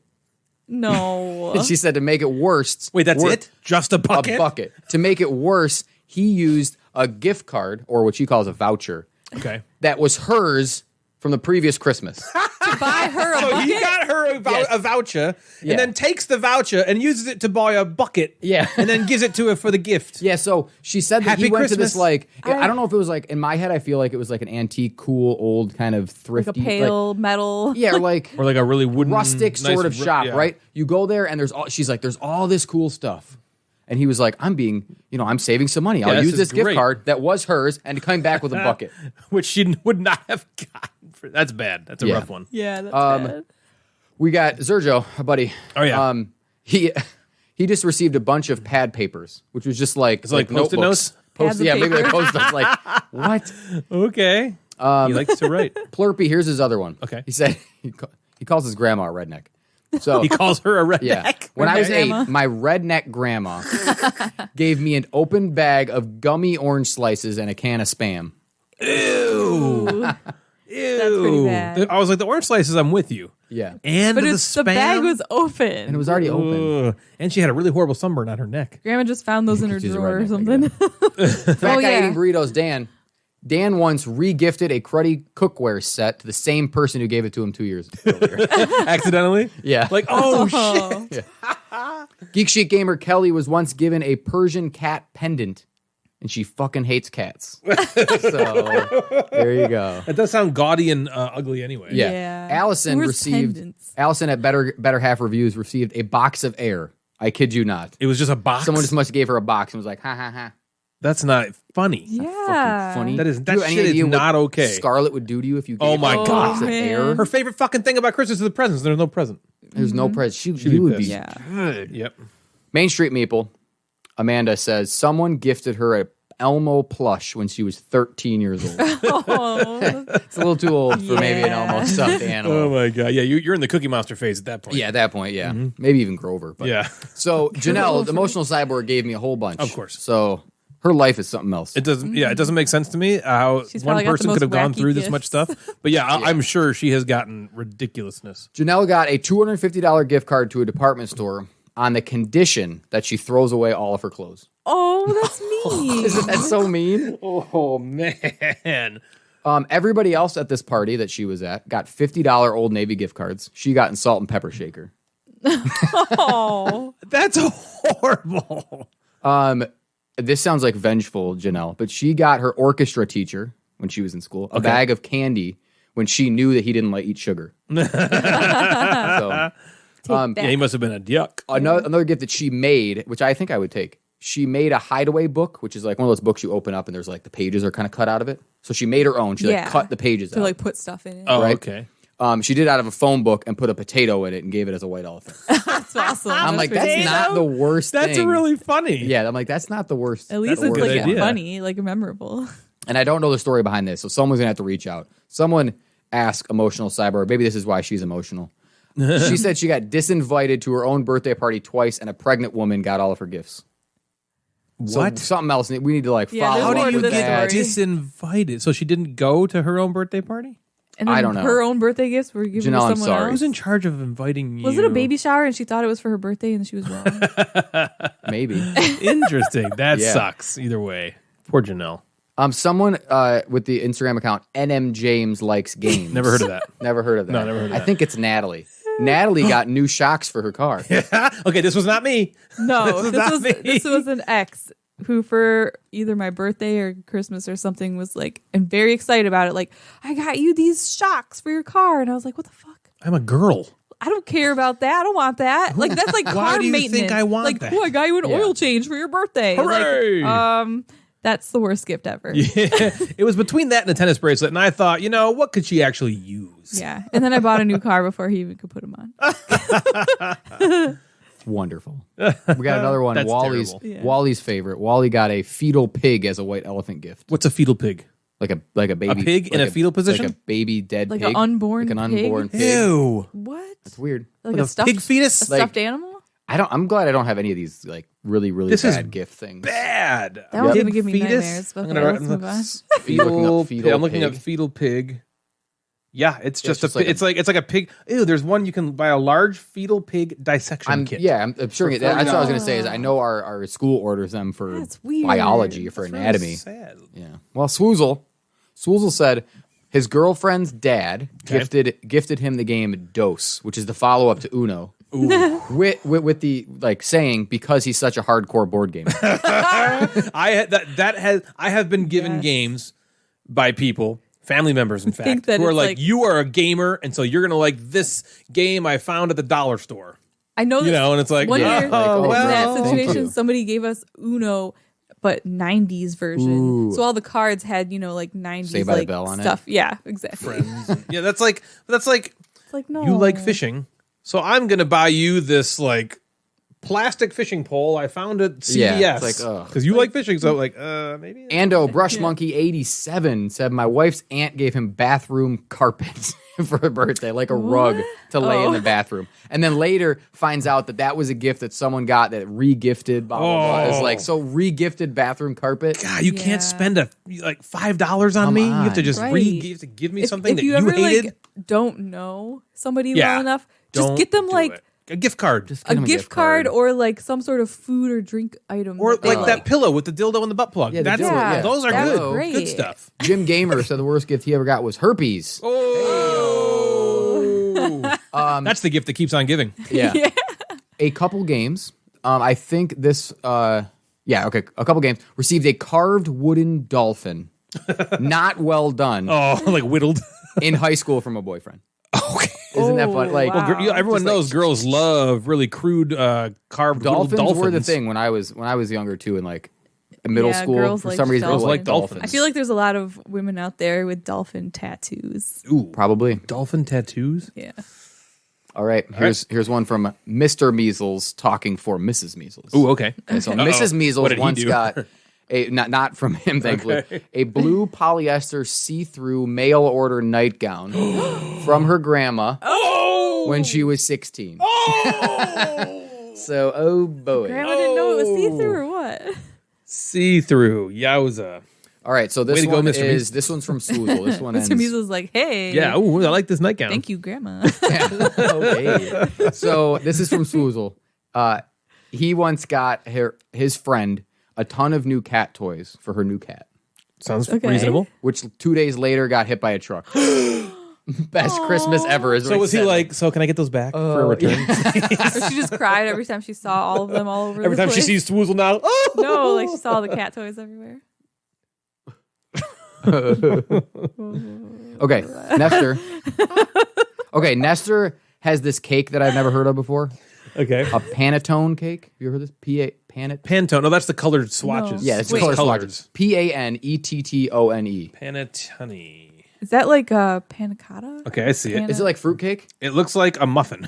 Okay, so it yeah, looks I'm like. not sure how to pronounce it, but he got this cake. He says, I Like a cannot coffee cake. stand that shit. It is the worst baked good ever. It's the game of life of Christmas baked goods. Whoa. I get one, and then he says, I gift it. I don't care who that person is. If they doesn't like it, it's like a tag you're it sort of thing. Whoa. He must get it a lot. Dried cherries, orange, fruit, dark rum, and dough. Okay, that sounds disgusting. Sounds pretty Yeah, bad. so he hates it. I don't blame you. Panettone. Mason Pierce talks about how he doesn't really like giving. He doesn't do a lot of obligatory gift exchanging. He doesn't really like that. Yeah.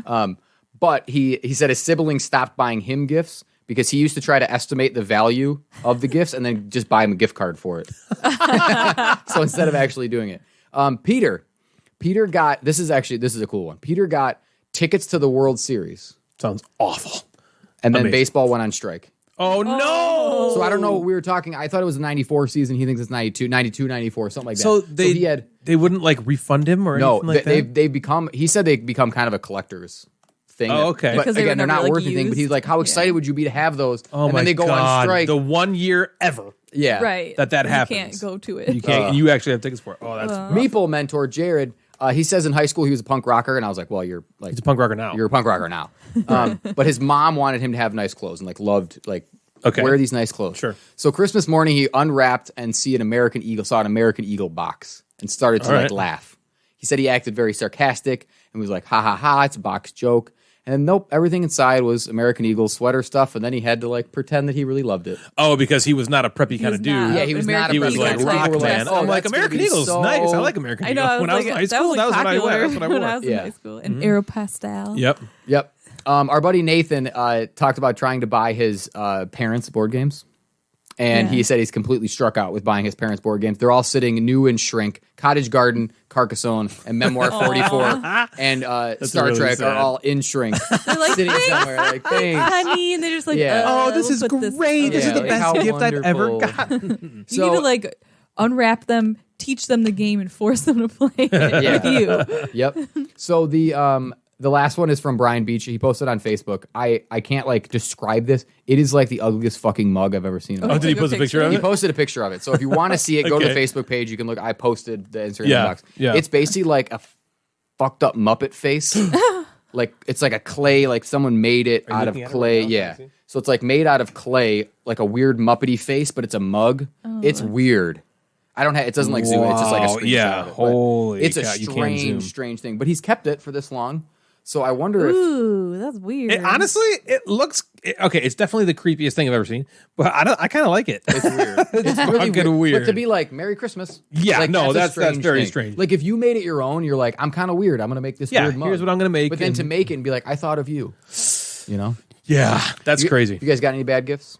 You know, You already know mine. no, honestly, I don't think so. Because You got Christmas 26 was the gift cards. thing. Yeah, that was the thing in my house. So yeah, I can't think of one time I opened a present and I hated it. I hated it so much. It was a Christmas present. This is when I was young. I honestly don't remember what it was. I just remember I opened it and I made it. I kind of was like a jerk. Yeah. I was young and I made a Ugh. fit about it. And my mom's like, she let me have this whole meltdown.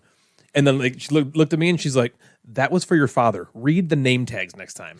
It wasn't even mine. Stupid idiot. I have one that I gave Oh, when I thought I was a teenager and I thought I was so You funny. thought you were a teenager? Okay.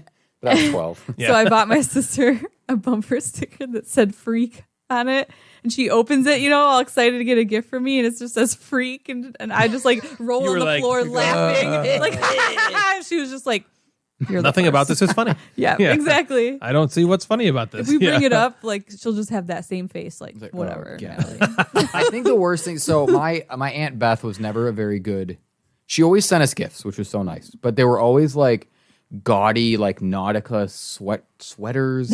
Like you'd get like this sweater that was this blue and orange and yellow, these bright colors, and it said like Nautica across the front, or like had a fucking sailboat. You're like, I'm never wearing like, that ever. Thank you. Wow, this is that's wonderful. so great. And then they just went in this pile of like stuff from Aunt Beth. It's not like you know. a Christmas Story where it's like, you have to wear this. We're going to Aunt No. Beth's house. I was hoping Thankfully- that you would have had like, oh, this one's from Ralphie, and he got Damn. a pink Let's cut this bunny out. outfit. Yeah. So yeah, those were some bad gifts, which I just thought were super funny. And That's hilarious. Yeah. That's good stuff. That was a Great, good one. great Instagram inbox. that's what I'm at. That was the inbox that time.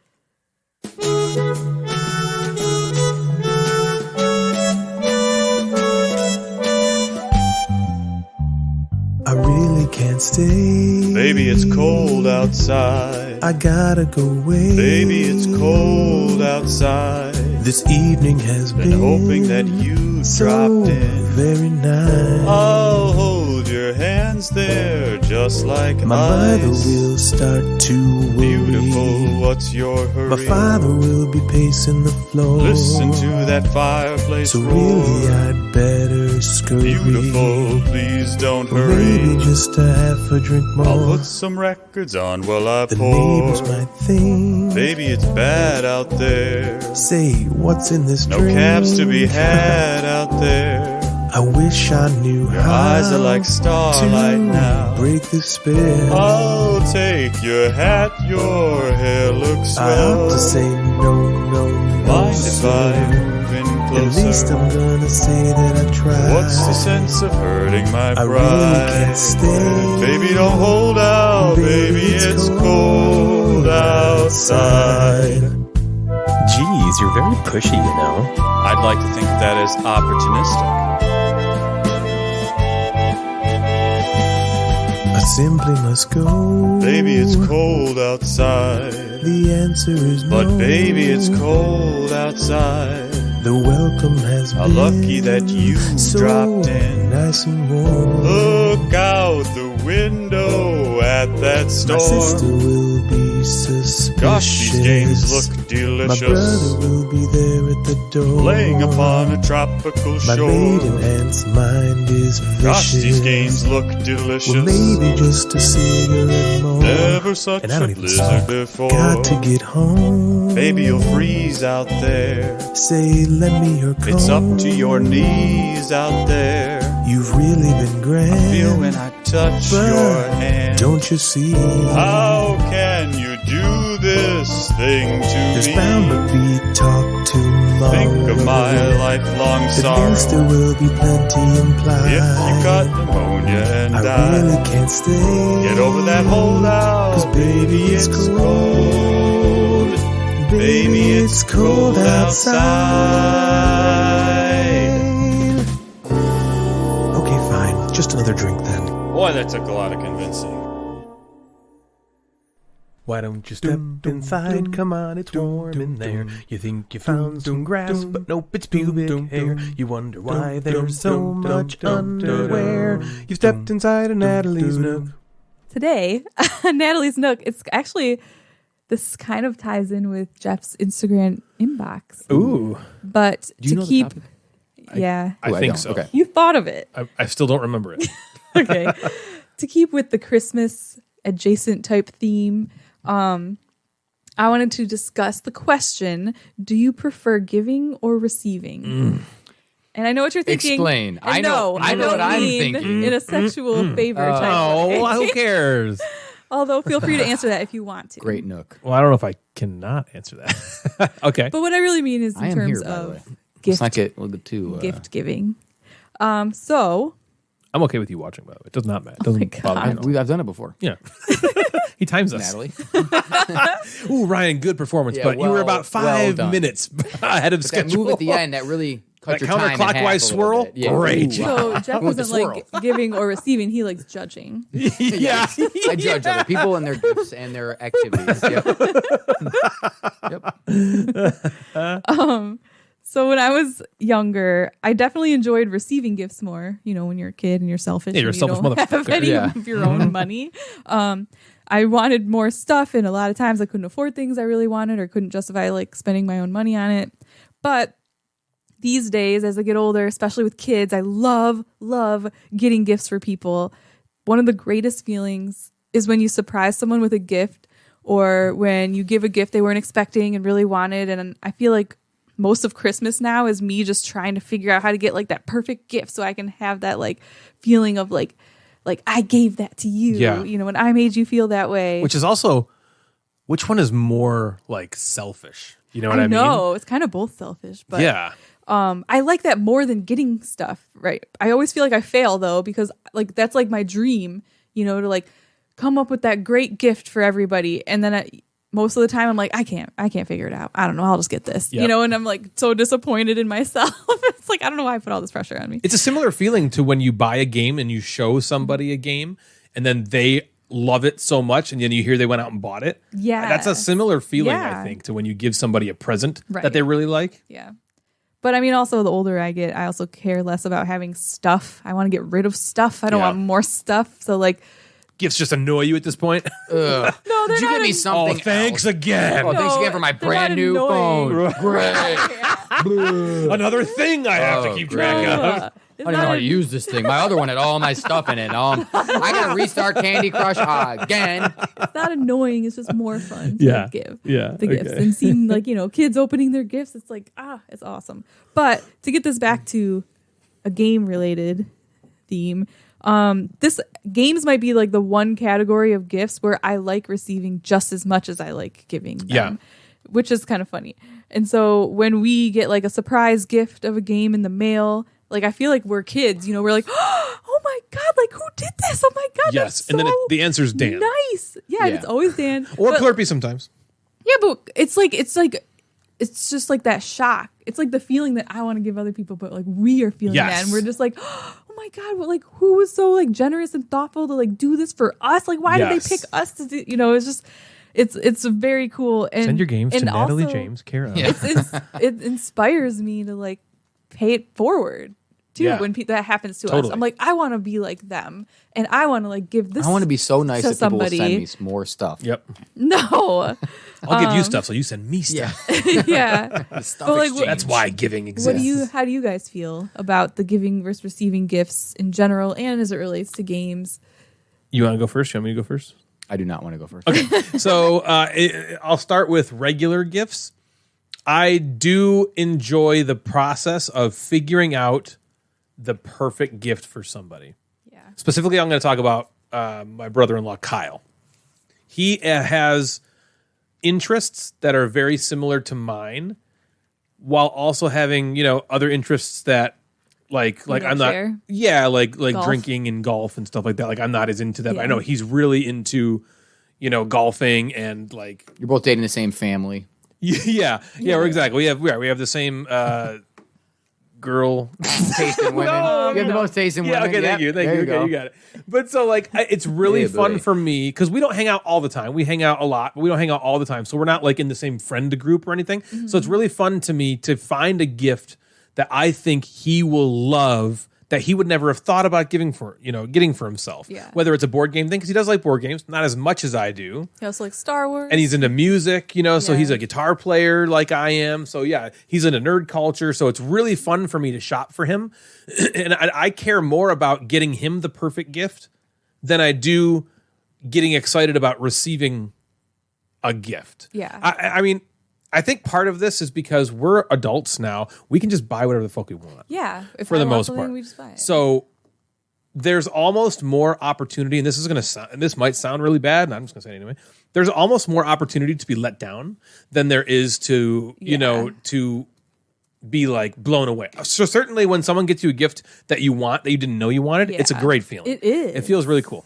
But I think I get personally more excited when I give somebody something, again, that they weren't expecting, that is really cool. Because I enjoy putting that level of thought into it. Last year, you like nailed all my Christmas presents. Right to the tree. She had to get the hammer. So like, Ryan, again, is this another nail? It's in the wall. Ryan, you missed the tree. Damn it. It's funny because like you just told me the other day you got me like a phone case and a Pop socket. pop socket for my new phone. Pop it and lock it. And I was kind of sad because I'm like, I really liked my old pop socket, which Ryan got me, and I loved it. And I was like, oh, I really like that pop socket. Like, I don't want a new one. And then I like opened it, and I was like, okay, that's pretty cute. You pick out really good stuff for me. And he told me later, he's like, that feels really good. See what how amazing you two are. We're having a mind-blowing validation How much else do you love session. each other, man? Keep it going, I guess. It's so funny right before Clear you. the table off. Wow, right they're so amazing. Right Jeff, when get the you, like, stopwatch. I think you walked in the house. We'll be right back. We'll be right back. Pause. Shut the computer down. So save the batteries. I was like hugging Ryan, and you like walked in. We like heard you upstairs, and he's God. like, you better get off me. Jeff's Hugging here. is He what? doesn't like this. I'm with PDA while I'm down here trying to record a podcast. Usually Natalie's like- sitting in my lap while we're recording the whole time, and Yeah, Jeff awkwardly is one just mic. like, Yeah. okay, We only have guess 2 I'll mics. talk I get about one, it. and Natalie and Ryan share one. And every time they switch, they kiss. They go, my turn. Yep, my turn. I'm gonna have to cut it out it's every time. The thing you said about Kyle, like you're like way more excited about buying him gifts than you are like getting a gift. Frankie the other day, because my birthday is 5 days before Christmas, so Every year. I'm getting like all these. Everyone's like, "What do you want for your birthday? What do you want for Christmas?" I'm like, I don't know, like, and I have to think of like double things, and I don't really care that much. Double things. Yeah. Make one But list. so the other day, I had told my sister, I was like maybe like next year, like Like a pillow with like a dildo. And no, maybe I was plug. like maybe just like maybe I'll just like won't have anybody give me like birthday gifts next year. Like I don't really care. And she was like, no. She's like, I love buying you gifts. She's like, I think buying you gifts is so fun and so easy. Like, and I was like, wow. Like she was just like, no, like I'm buying you gifts. I want to, probably because of the same reason. Like it's fun for her. Like we have similar tastes and things, and so she enjoys finding stuff. Well, it for makes me. it better when the person you're giving the gift to is reactionary. If the person you're giving the gift to is just like, thank you. Oh, even if they really like it, they're just like, thanks. yeah, some that people sucks. just don't have that. But when someone opens it, and they're like, "Wow, that's like a great feeling." And so board games. If I can switch over to board games real quick, I kind of talked about it a minute ago. It's really really fun. So gift giving, I don't know. I guess it's more. I would look at it like showing somebody a new game. It gives me that similar feeling. It is fun to gift people games, especially if there's a game that I really want somebody to play. You know, like if I really want Jeff, like very badly, I want you to play Anachrony, so I'm going to, like, that. What a crazy gift that would be to or give you gift giving is I mean, you already fun have it, I know. But it's like there's that, but then there's also like let's say there's this person who's been like, oh man, I want to play that game so bad, and then you secretly give it to them, and they don't know, and they really really wanted it. Like that, they're probably just like, oh man, you know, like that's a good feeling too. Yep, absolutely. What do you think, Jeff? I don't know. So I don't think I'm a very good gift giver. So Devin and I don't do a lot of gift exchanges like at the holidays and stuff. We just Gift kind is of not your love language. No, it is not. Is that a love language? Yeah, Giving gifts? Gift giving. Yeah, and it's not. It's something like what we'll do is we'll just say like today's the 19th or something. Tomorrow's Natalie's birthday, and we're like on Tuesday we're just gonna go out to dinner. Like we have a babysitter. Devin's mom's coming over, and we're just gonna go out to dinner, and that's kind of what. Or we like save up and we'll go to Mackinac. Or we just like do something, right? So Yeah, more of like an instead experience thing or like a thing you don't normally do. Instead of like here's some earrings and here's jewelry and here's these things, we just kind of don't do that. And obviously like now our attention is turned on like what should we get Jack? Yeah. And I think like Ryan said, you almost like shift as a kid. You like want, right? You want, and then there's this move of. All right, I want to give things to people. And you have to like somehow teach that to like kids sometimes, right? You want them to want to be nice to someone else to give them that thing. Instead of just like looking at all the gifts and going, which ones are mine? Yeah. Right. My brothers and I just do this. We just buy each other a board game, but we already go and pick it out. Like yesterday, we went to our local game store and each picked a game that we wanted and then just like passed it to the left and then we just bought it. But now we can't have it until Christmas. Yeah. So... Yeah, so like, it's just for the sake of doing it. Yeah, like Dave is getting Abomination, but he already knows because Right. we were so there. it's just the act of opening a present. Like, Yeah, so it's just that wow. funny thing. So it's like now we just get a board game we kind of wanted. So that's like easy. Well, it's good because then you get something you want. Because we used to just exchange gift cards and that was so stupid. Whereas like, here's a $50 gift card. Oh, here's a $50 gift card. No, here's a... And it's just like, I don't know. That giving gifts like in that way of like, it's your birthday, it is Valentine's Day, it's Christmas. Now I'm going to give you a gift is just not something that... I get super excited for, or that I get super excited that I'm going to like. I don't need stuff, and like you both said, if I If I Just buy want it. something, I just fucking Yep, I buy would it. buy it. And with Amazon, I just buy it. It's just right there. When I was a kid or even younger, like we didn't have Amazon or something like that. Yes, you like wanted something. It took a trip to go. I can just get something Right. tomorrow if I wanted it. So I don't know. I think part of it is I don't think I'm a very good gift giver. Having kids kind of changes things. Yeah. That's kind of what I got. I kind of brought it about down a board little games? bit. No, I mean, I think the creativity, like, I agree with you. Like, just so my dad and my uncle for their birthdays, they would literally just give each other $40. So they're just like exchanging Yeah, exactly. $40 Like, forever. might as well do nothing. And so it's almost like, but it was like they only did it for like almost like how you guys do the board game thing. It's just like ceremoniously. Yeah, that's We're all doing is. it just for the pomp and circumstance of it's the holiday, which Yeah. I could see how that's like, okay, who What's the cares? point? Yeah. So yeah, I feel like the only way to get something out of it is if like you happen to think of like this perfect thing. This would be perfect for Jeff. Yeah.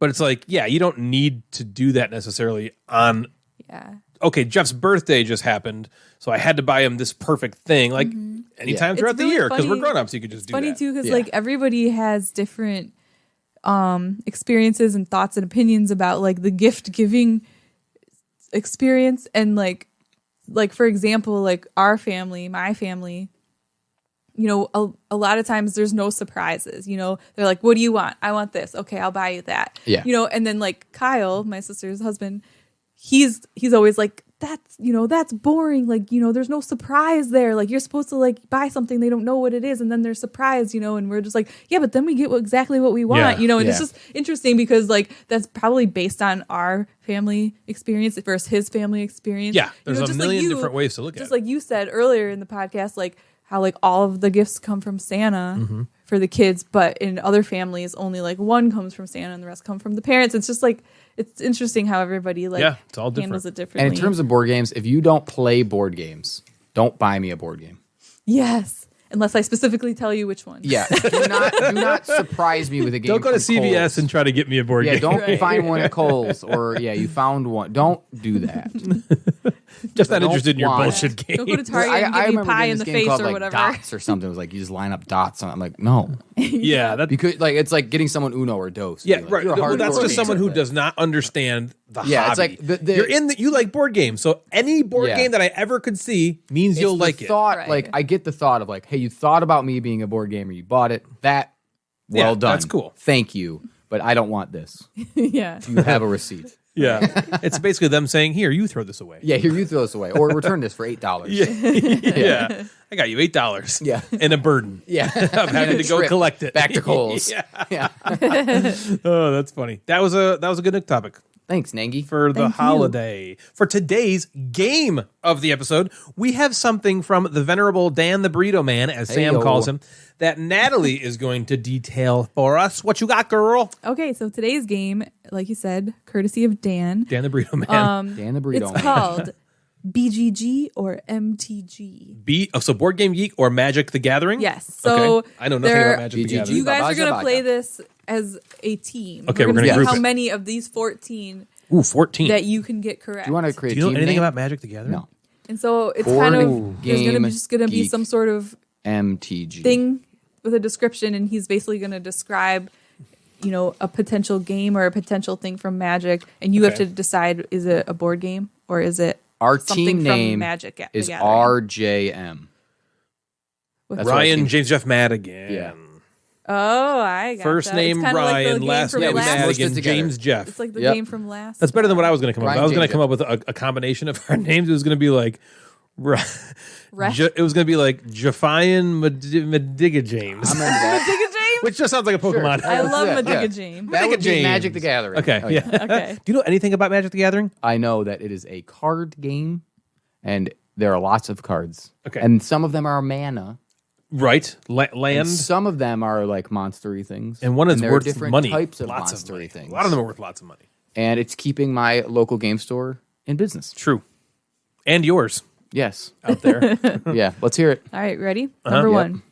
Dark Minions. Is it a game where you roll dice to strengthen troops to pillage and attack towns? Or is it a 2 out of 5 black creature with death touch from the Weatherlight cycle? I think that. Ooh. I think Were it's you thinking Dark board game? Minions. No, I BGG was or not MTG? thinking board game. Yeah, I was thinking thinking the Magic the Gathering. Magic the one. Gathering. Yeah, I think MTG for that. Dark Minions is a Magic the Gathering It would just be a card. Magic the Gathering Yeah, card. let's lock it in. We're locking that in. Locking Okay. Wrong. It's a board game from Z-Man Games. I know. Freaking Z-Man. I knew it was. Think I didn't know? Number 2. This is just for content. We're just Dwarven Demolition Team, a worker placement game where you gather resources to destroy the orc tunnels attacking your kingdom, or just look it up right do you here. think I'm it is a sorry. red creature that can blow up walls? Dwarves are red creatures in Magic. Demolition Team. It's got to be. The whole That sounds like thing a is like a card. card. That sounds like a card. Magic the Gathering. MTG. Magic the Gathering. Yep, for sure, 100%. Yes. Yes. An actual one. card Move. nicknamed the DDT, part of the original set the of DDT. Magic. The DDT. We've done DDT. That's an old stuff. wrestling move. Number 3. Snake Basket, a family where a family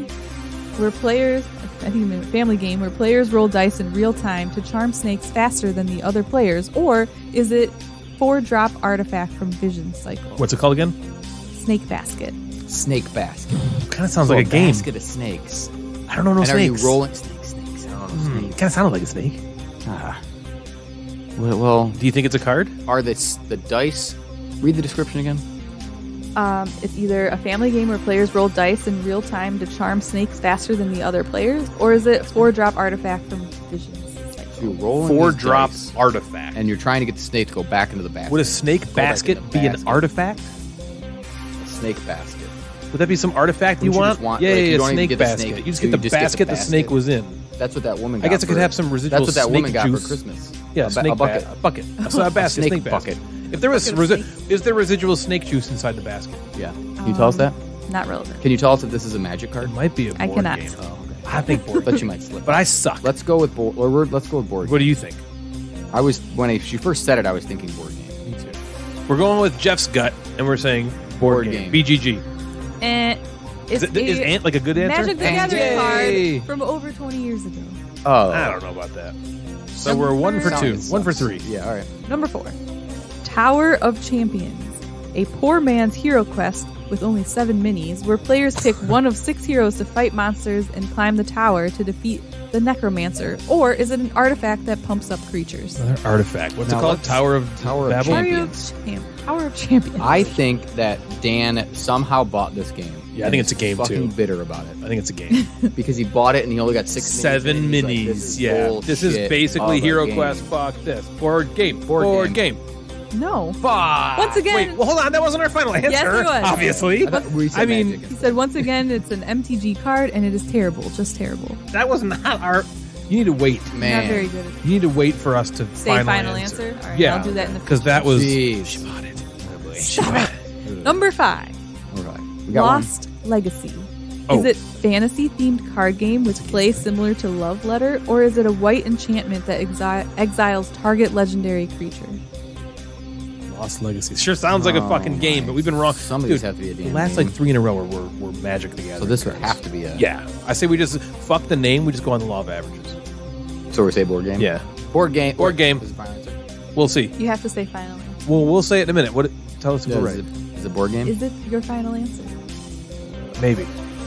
If it's a board game, yes. If it's Magic, yeah, no. possibly.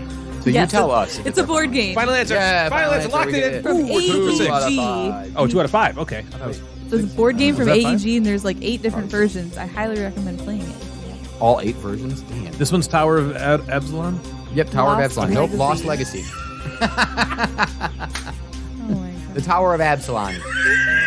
The Tower of Grungle. What did you say? What was the? Well, who's the magician? Oh yeah. Derby. Derby. The Tower of Derby. Oh, Derby. All right, real quick. I probably told this before.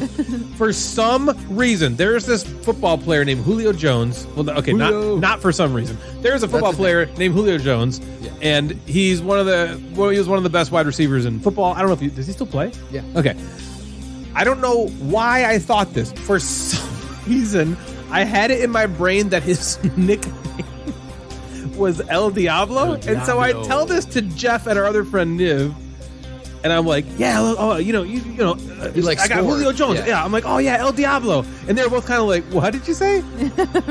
And they both know more about football than I do, and I was just like, oh, El Diablo, isn't that his nickname? And they were like, I don't know. And we looked it up. Of course, we can find nothing, and I think El Diablo means the devil. It does. The devil nickname.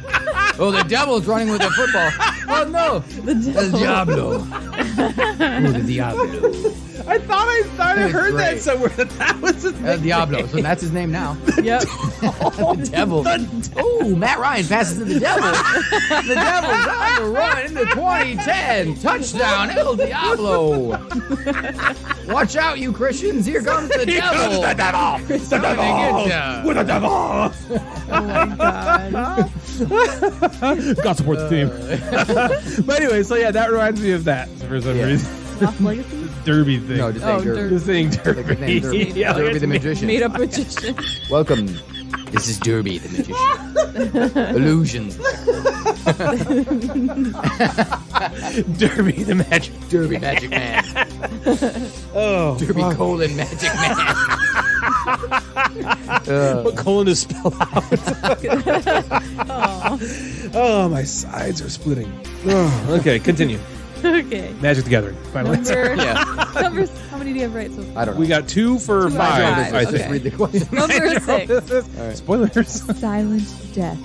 Is it a miniature combat style game with airplanes, or Fart joke. is it a black instant spell that destroys target creature a black instant spell that destroys target creature on opponent controls, or is it a nickname for Ryan's farts? Ooh. See, I knew it was a fart joke in there somewhere. Yeah. Um, Silent Death. What was the board game description? Oh. Miniature combat style game with airplanes. Miniature combat style airplanes. Silent Death. Airplanes. What if it's like? Airplanes aren't What silent. if it's those? What's those silent? Whirling dervish. Whirling. Oh, it's the derbies. It's a derby plane. What if it's a derby plane? So we think it's magic. Yeah, I mean, right? All right, let's go with No? magic. We're going with magic. Magic the Gathering. You Ryan. want to pick C? Is that a legitimate thing? Because okay, I'm like that. The first thing I said was fart joke. So what is it? Magic the Gathering. No. That was Ryan's answer. Ryan's We have board not game. said final answer, I know. Natalie. It's a board game, but Oh, he said this game came out in 1990 and looks wild. C was also an acceptable answer. oh.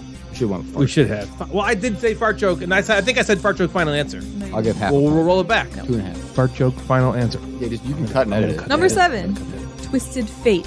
Is it a party-style game where you draft and play cards to tell a story, or a blue and black sorcery that lets you switch life totals with another player? Neither final answer. No, that sounds like a magic. Yeah, Magic the Gathering. Magic the Gathering card, Twisted Fate. Ding, final answer.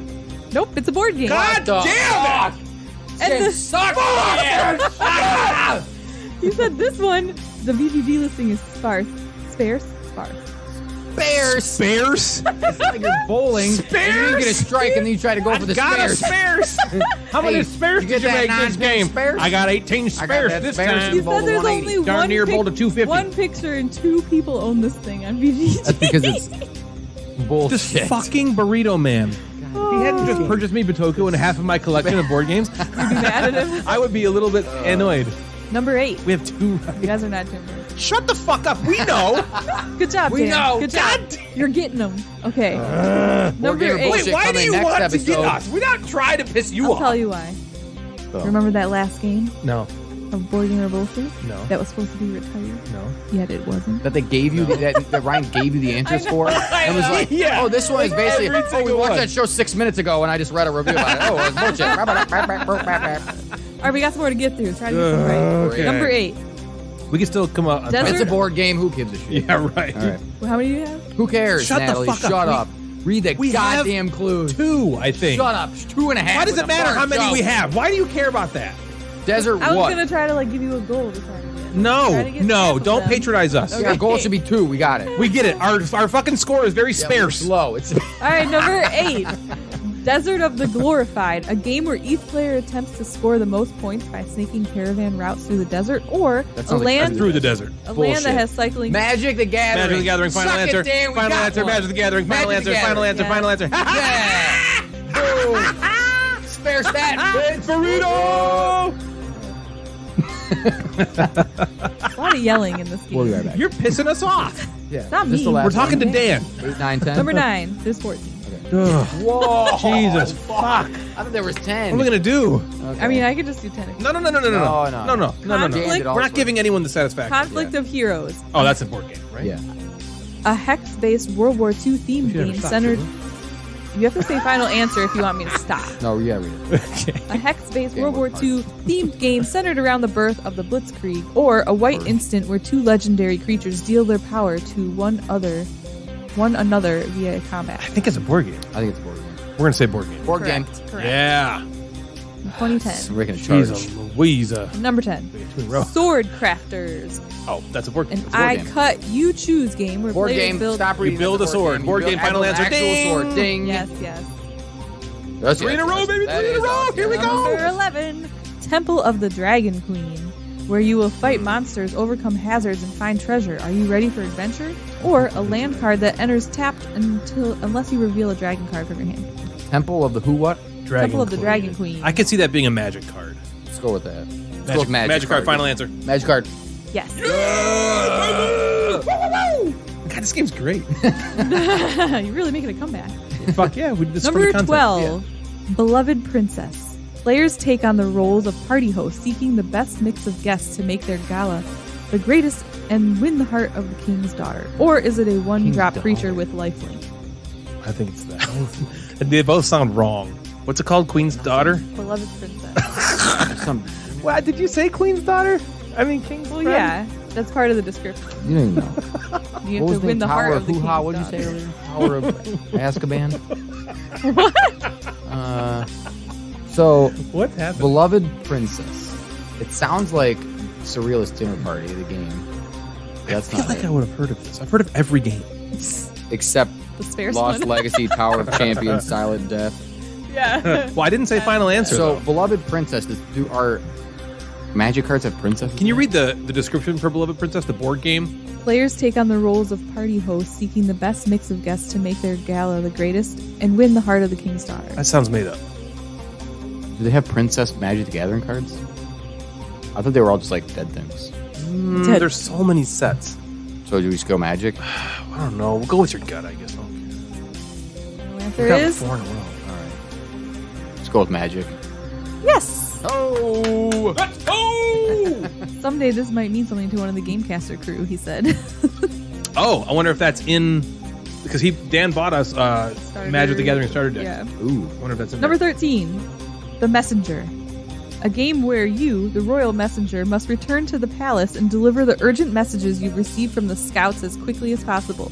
Or a 3-cost blue instant that lets you look at your next 5 cards in your deck and rearrange them if you like. It sounds like the most messenger. boring fucking board game I've ever heard in my Yeah, life. urgent messenger. Like, ooh, here's a letter. Like, you just literally deliver letters back and forth. It's like a Yeah. pick up and deliver with letters. That sounds fucking read it again. miserable. A game where you, the royal messenger, must return to the palace and deliver the urgent message you've received from the scouts as quickly as possible. That's Urgent literally just a message. pick up and deliver with Urgent letters. messenger. Could you make a more? Why don't you just call it like mail delivery? There are some shitty, stupid games out there. Do we think it's a game? Do we want to say What is shitty, it? stupid What game? is the description for the Magic the Gathering card? A 3-cost blue instant that lets you look at your next 5 cards in your deck and rearrange them if you like.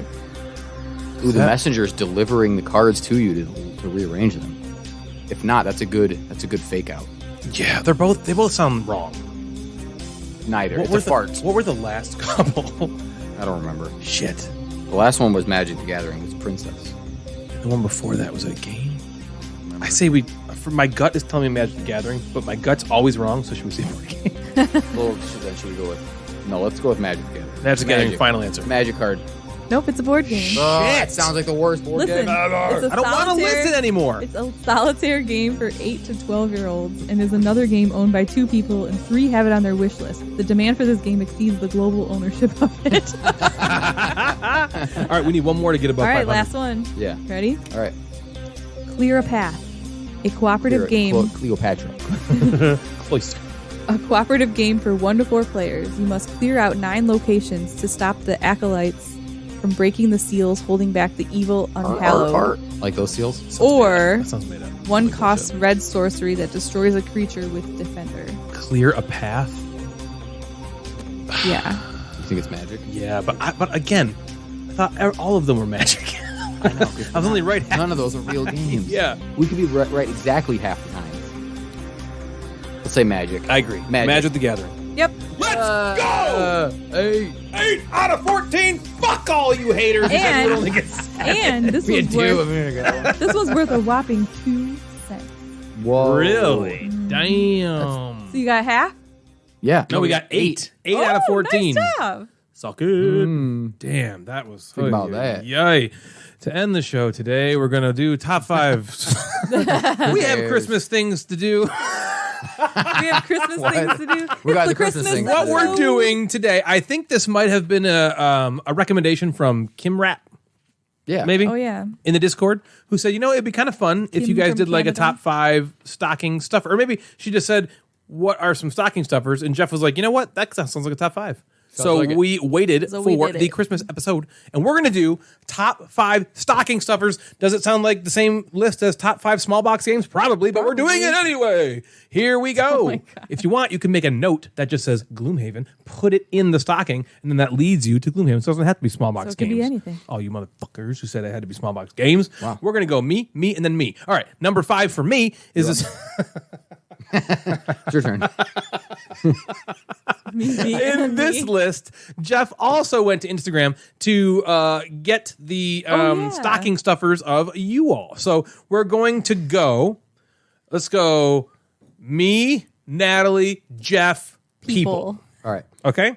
So we will end with people. The people. And so Jeff, you can do yours and then people. All right. So Jeff gets to talk twice in a row. People. That's not fair. That's not fair. Talk so Fine, much. we'll let him do it. Okay. So for stocking stuffers, number 5 for me. Did I say I go first? Yeah. Okay. You went like this. and Right, yeah, just like people this, in like between like you. clerkwise. Darby, Natalie, people, Tower of Azkaban, Hobbs, Matt. Jeff, Instagram people, Darby again, and then Natalie. So number 5 for me is a game. So occasionally Jeff will get some games that he reviews, and then he thinks that they might be fun for us or for the kids, and he passes them along to us, and we have a good time with them, or we give them back, either way. And this one hit for us like crazy. We still have it around. We love to play this game with the kids. This is a fantastic kids game that you can play with the kids. And it's a great stocking stuffer, small box game, and it's called Robots. Yeah, that's a Robots. good one. Good answer. We love that game around here. It's basically the mind with beep boops. Yep, And beep it's boops. one of those, how the fuck didn't I think of this Yeah. game for kids?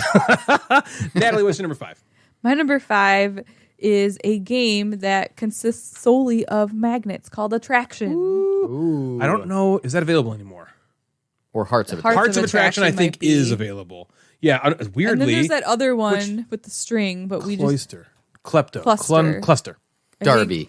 it's just I mean it comes in like a little bag full Yeah, of a bag magnets, of magnets. and It's just a bag of game magnets. that anybody could play. Anybody. Older, Old young, people, you bigger, old small. fucks out there, you can play it. Young fucks. You stupid young pieces of Anything. shit. You Any- can play any it too. Stupid young idiots, old fuckers. Everybody can play this Hopefully thing. your mantle isn't metal because it might give it It'll away. stick- that's where you can keep them. Twang. right to the neck. Good storage place. Why can't I get my stocking off? Yeah, I don't think you can buy Attraction, but you can buy Cluster, which has the exact same magnets in them, the Yeah, same and amount of It's magnets. a different game. It has like a string, and it's a different game, but you can just play Attraction. throw the string away. Yeah, 'Cause the I don't string- even- That one's not as fun. I just looked up Hearts of Attraction. That's what I found. Ooh, some 2 books, that's one those- named Animal Attraction and Southern Attraction. Wow, I'm surprised they don't Hey. still sell it. It's just magnets. Oh, here's Hearts of Attraction, but it's not available, it looks like. Oh, Let's get some magnets then. Yeah, just buy. Well, again, you can get Cluster. Bad recommendation, I KLUSTER. guess. That's all right. No, Cluster with a K. You can still buy and use the magnets for the attraction rules.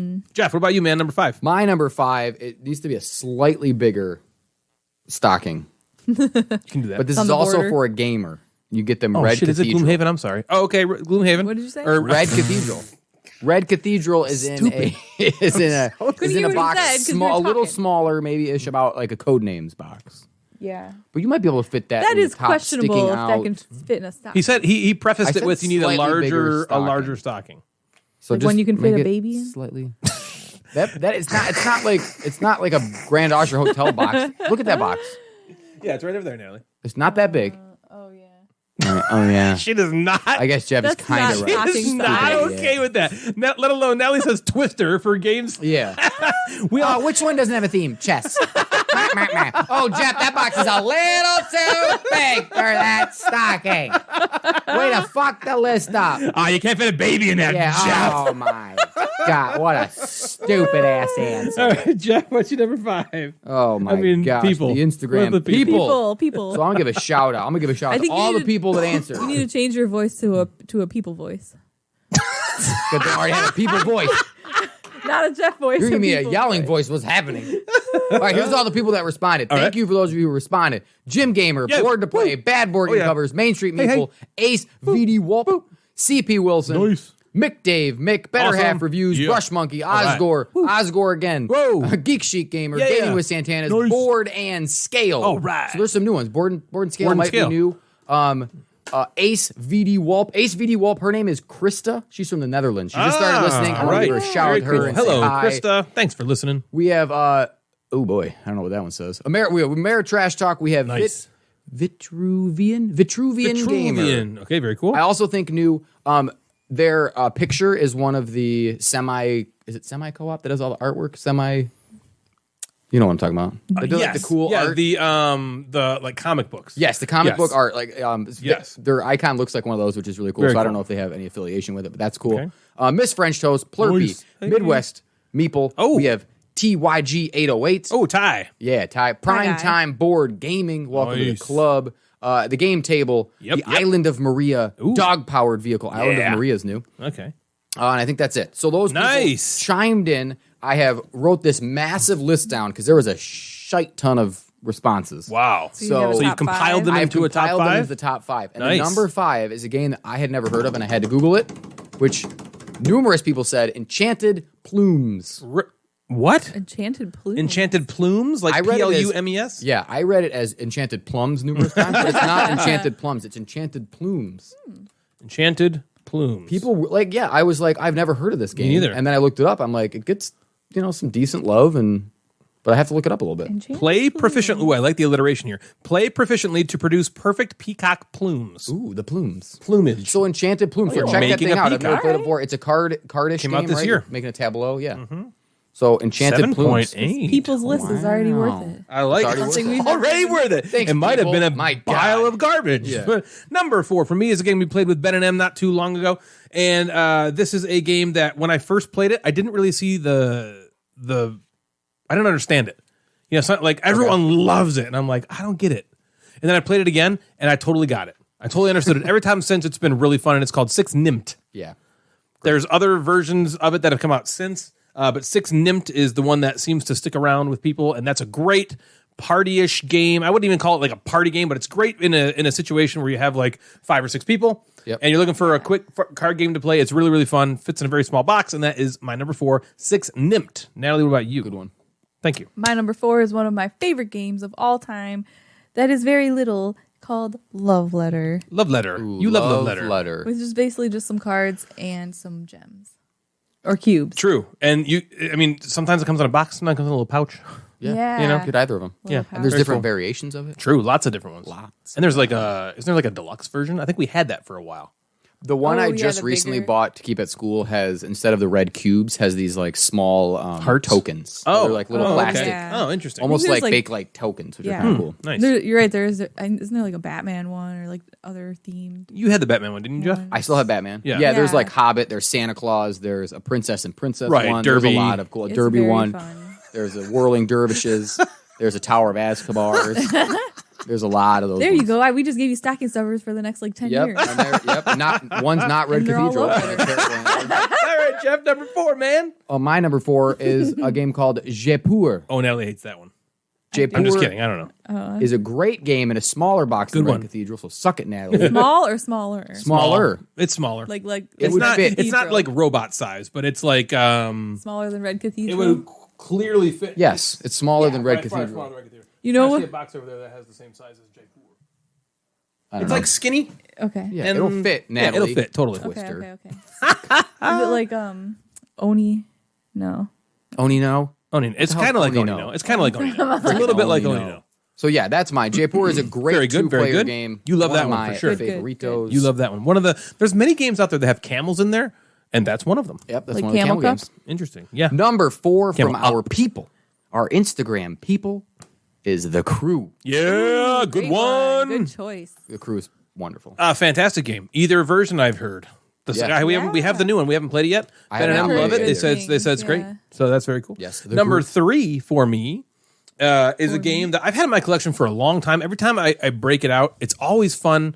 Another small box game. And it's kind of tricky to teach at first, but when you do, it's great. Everyone wants to keep playing it. It's called Red 7. It's a Red great 7's game. Wonderful. Yeah, very fun. Carl Chuddick. That's on my list. I'm subbing something out. Oh, sorry. That's Sorry about okay. that. Great one. Yeah, very good Yeah. game. Red 7. It always seems to go over well, but it's also like a lot of people, it's not like super like in the zeitgeist or whatever. Like, like people don't always know about it. And when you bring it out and teach them, they're like, oh, what is this? Yep. So that's cool. That's my number 3. Natalie, what about you? My number 3 is a very small game, but it's very easy to learn and plays a lot of people and great. Is kind of like a party game called Insider. Heyo. This is one of our favorite games to play. We love this game. We actually just played it with Ben and M and Jeff and Devin. And I just had a thought. You made it. One of the things that so it's a game where you're kind of like asking yes or no questions to try to get something, and one person's the insider. But one of the questions that it always gets asked when we play it is it bigger than a lawnmower? And I decided we should add a new one called Is it bigger than Red Cathedral? Oh, damn. Is it bigger than So basically it can't fit in a stocking. It's basically what you're saying. Jeez, okay. Cannot fit. This is how the last 6 top 5s have gone. I didn't understand what I was supposed to do. That's totally true. I didn't understand. Best worker placement game. I just really thought what that meant was that I could just say any game that has a meeple. I'm an accountant, so that's where I work. So I wrote down Conifer. Because I work at Conifer and I'm placed there. I'm a worker. Yeah. Candyland. What the hell number are we on? Number 3. 3. My number 3 is a game that we just played that I loved and played a couple times since called Tranquility. I almost put that on there. That was on. That is one of my that's a good favorite one. new games. That was fun. I liked Just that. a blast from Lucky Duck. Yeah, that's an interesting, cool, like square box. Yeah, square box, Yeah. different box. Hopefully fits in the. Whew. That's the one where we she's were trying to yelled fill in at the anymore. numbers. She's shaking her eyeballs. Yeah. At me. What? God, I wasn't yo. shaking my eyeball. How wide do you think this stocking is? I love that she's like, "Oh, I wasn't Oh my shaking my God. What eyeballs. does that even mean? Like I actually meant What are you it. talking about? Like, okay, we were playing 10 yeah, but before the nobody show. else knows. They're not here. We were playing 10 before the show, and it was Natalie's turn to go, and there's this giant stack of cards, and sometimes the very top cards would like kind of slide, so they're a little bit off like the as top. you're drawing them. Yeah. And I'd be like, oh my God, Natalie, stop cheating, looking at the card. And looking she's at it. actually like, excuse me, I am not cheating. Do you actually think I can see the card? And I'm like, no, I don't think so at all. I'm joking with you. Nope. She always responds, even though it's so ridiculous, as if I'm serious.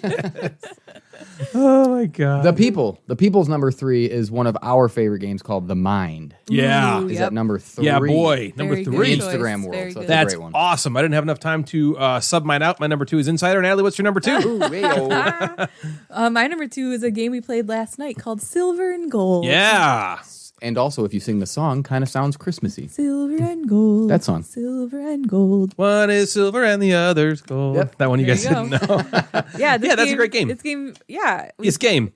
It's game. We haven't played it game. in probably like a year, but it was like just as fun. It's so light, so simple. It's one of the cool ones where you can draw with a dry erase marker on the cards. And those are good dry erase markers. And Yes. yeah, it's a fun game. Yeah, I like that game. Very cool. All right, Jeff, what's your number 2? My number 2 is, this is my sub in and out. It's not going to be your number 1. Okay. You gotta. I'm going to do a little, I'm going to say, I'm going to like kind of lump some together. A crime zoom, an unlock, or an exit. Yep. Good one. That's my like. Very good ones. You can make a crime bundle because Crime crime bundle. is popular. It's very popular right That's now. acceptable, Jeff. But if you were just going with just the Did you smallest submit one, these to Natalie before you did the this? smallest one is crime zoom. So please don't hurt me. So use that one instead of the other ones. Those are my honorable mentions. Yeah. I don't know what Crime Zoom is, but My again, God, Yeah, you I do. talked about Jeff it. talked about it. I talked Remember? about it on the You Twister lay out episode, for God you, damn it. You lay out the group of cards and you flip the cards over and it has a zoomed in. yeah. We were talking about the thing. themeless Okay. chess, and I was talking about crime zoom, and then All right, people, what's your number 2? oh yeah, I forgot. Let me go back you're the here. people too? Number 2 is silver and gold. Oh, nice. Number 2, the people love silver and gold. That one My gosh, she feels so good got about the herself second right most now. votes, so that's why it's number Should 2. have seen I Natalie. know. She was like, ooh, yeah. Ooh, yeah. What's up? I got the same with the people. It was me in the same slot. I'm Yeah. one with the people. Yeah, you are one. Number 1 for me is a game that I originally heard about a long time ago from the podcast called Blue Peg, Pink Peg. And I remember I got it, I bought it, and I immediately told Jeff, like, you got to get this game. This is really fun for the car. And it's a very fun game to just kind of play in any kind of situation, even like during another game. And it's called Dark Stories. Yeah, baby. Again, all these games that I have talked about come in the same basically small box types of game. I should have put the West in there. I was surprised you didn't. Well, you can't really North. get this, I think, yet. Oh, okay. I think you might be able to buy them direct from the publisher, but the West, I don't know if you can buy this. Is the West better than the North? I think so. Okay. I think I like it better only because the North is 100%. You're just I kill you and I win. Yeah. This one's like different, a little different in that way. Yeah, it feels I feels like the less West. attack. So it's an honorable mention. So I think I like it better. Yeah, well, I'll honorable mention this one. All right, Natalie, what's your number one? My number one is a really silly game that's for everybody. Ooh, let's see if we can figure it out. Really silly game for everyone. Kalis. Kalis, yes. Is it Nope, Kalis? it is called Happy Salmon. Oh, I was Happy close. Salmon. Comes in a cute little salmon Good bag. one. That's a great one. I feel like, everybody can play this one. It's really fun. Especially when you play the variant, which is the only way to play, I think, With where you don't no speak. talking. Yes. Yeah, it's the best way. Happy Salmon, my number one. Awesome. That's a great one. Number one is a little bit off. It's not chess or anything like that. Amanda and I, Main Street Meeple, were talking a little bit about this. Number one would be, instead of a game, to buy that person some geek up bits, some upgrades, some something. Put that in the stocking. That's a good Find one. their favorite game. Get some cool Etsy bits or something. And That's put a that great in the idea. stocking. Natalie, I'm so sorry. All right, I kind of Jeff. broke the rules. Nope. I am so I was just going to say sorry. you won the top 5. Oh, man. She's gone the other way. Man, we Even Ryan agrees because he looked at me. He's like, "Fuck!" Like I should have thought of that. No, I was like, fuck, I should have told you to get me that for my stocking this year. Yeah, hello. But I do want to too call out late? Ty. So Ty G808 on Instagram. Who knows? Ty. Yep. He's also coconuts. He answered that you could, if you rolled up Twister really, really tight, you could stick that in. So he did say that. The box. And the number one game for our Instagram top 5 Drum roll. is Love Letter. Oh, here we go. Who's the only one who had games with see, people there on we go. Natalie, I could have wrote all of them down. I already had them. So my list, I had a big list that I kind of crossed out some because I didn't want to The cross over too smug much. look on I her know. face right now. Oh my god. You got some honorable mentions? Nope. Yep. The West. The West, the North. Great. The only one. Yeah. I have Nine Tiles Panic, Yeah. one. It's a good one. Crisscross, You'd love that Crisscross. game. Illusion, I almost and thought about the that. Good game. one. The game. That game's a great. Yeah. Great game. Are you ready I to play had it? Point Salad, The Resistance. Okay. Yep. I had No Thanks, which is just amazing. Love that game. Six Nimit, Bonanza could fit in there. Skull King, Dark Story, Oh, yeah. Second Chance, Glory to Rome if you find it anywhere. Right. Fake Artist Goes to New York. Yep. Yeah. And then here's all, I'm just going to speed through this. This is the Instagram, the other answers Oh, that okay. were on So Instagram. they They had got other some ones, votes but didn't make it in the top 5. Sure. Star Realms, Teach You, Nine Tiles Panic, Point Salad, Deep Sea Adventure, you know, that little blue game. Bandito got a couple votes. Cartographers was one of the, like that borderline big box and Natalie yelled me at. Tussie Mussy, Skull King, Jay Poor, a Sushi Go, Hive. Oh, these are good. Yeah, Red Cathedral was on there. Thank you very much. Herbaceous Sprouts. No, I did not. Yeah, Quicks. A game called Scout, Fox in the Forest, Arboretum, huh? Oh, yeah. Just One, any of the exit games. Welcome to. You got to vote for Samurai. Oh, from Janelle? Yeah. Oh, thanks, Janelle. You're not going to yell at her for that being too big of being Yeah, a it's stocking? kinda too big, No, you but can't.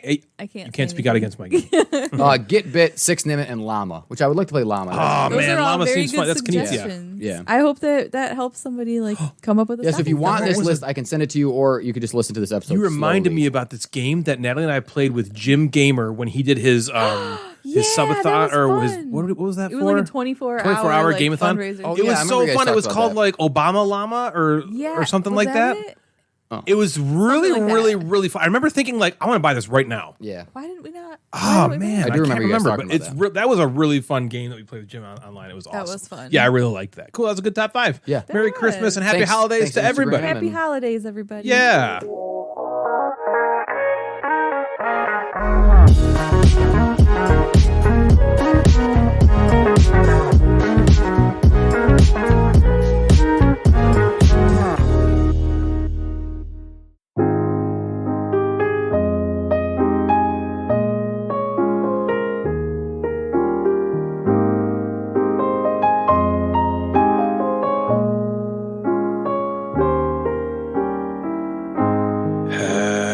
yourself a merry little Christmas. Let your heart be light. From now on, your troubles will be out of sight.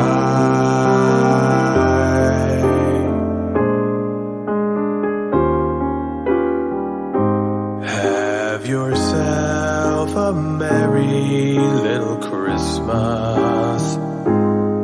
Make the Yuletide gay.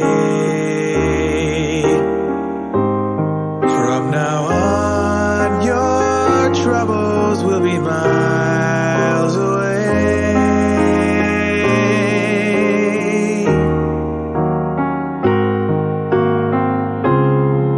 Here we are as in olden days, happy golden days of yore.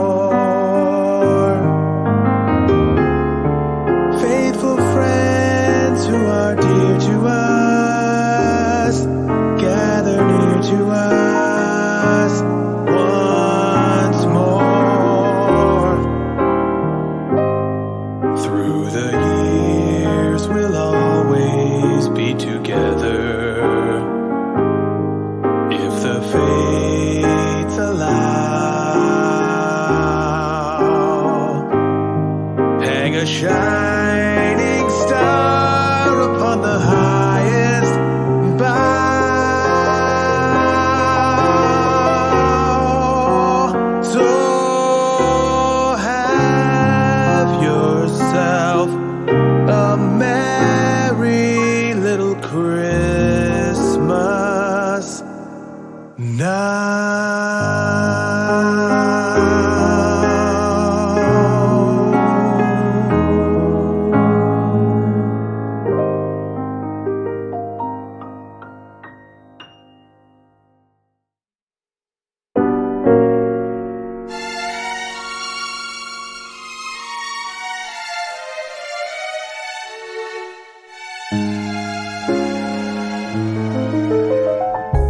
Chestnuts roasting on an open fire,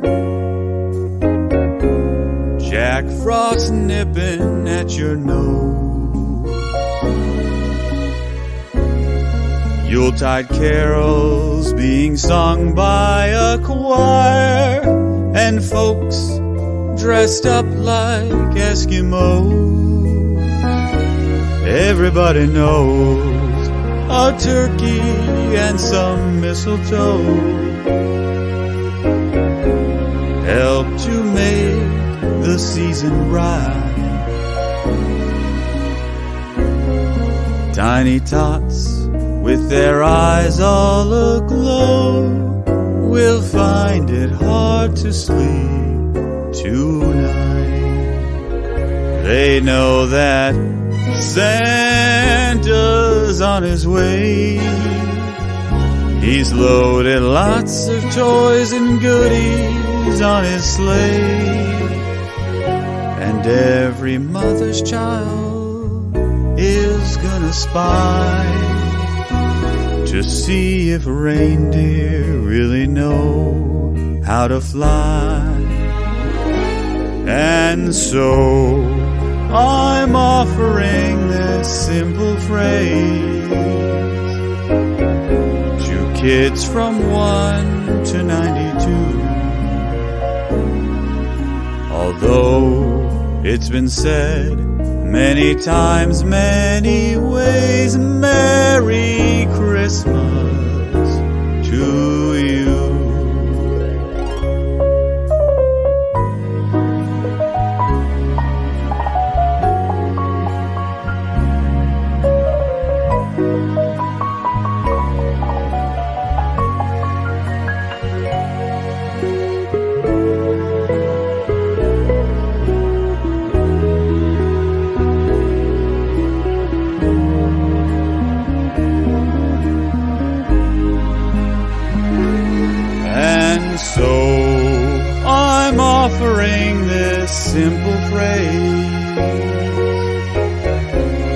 kids from 1 to 92. Although it's been said many times, many ways, Merry Christmas to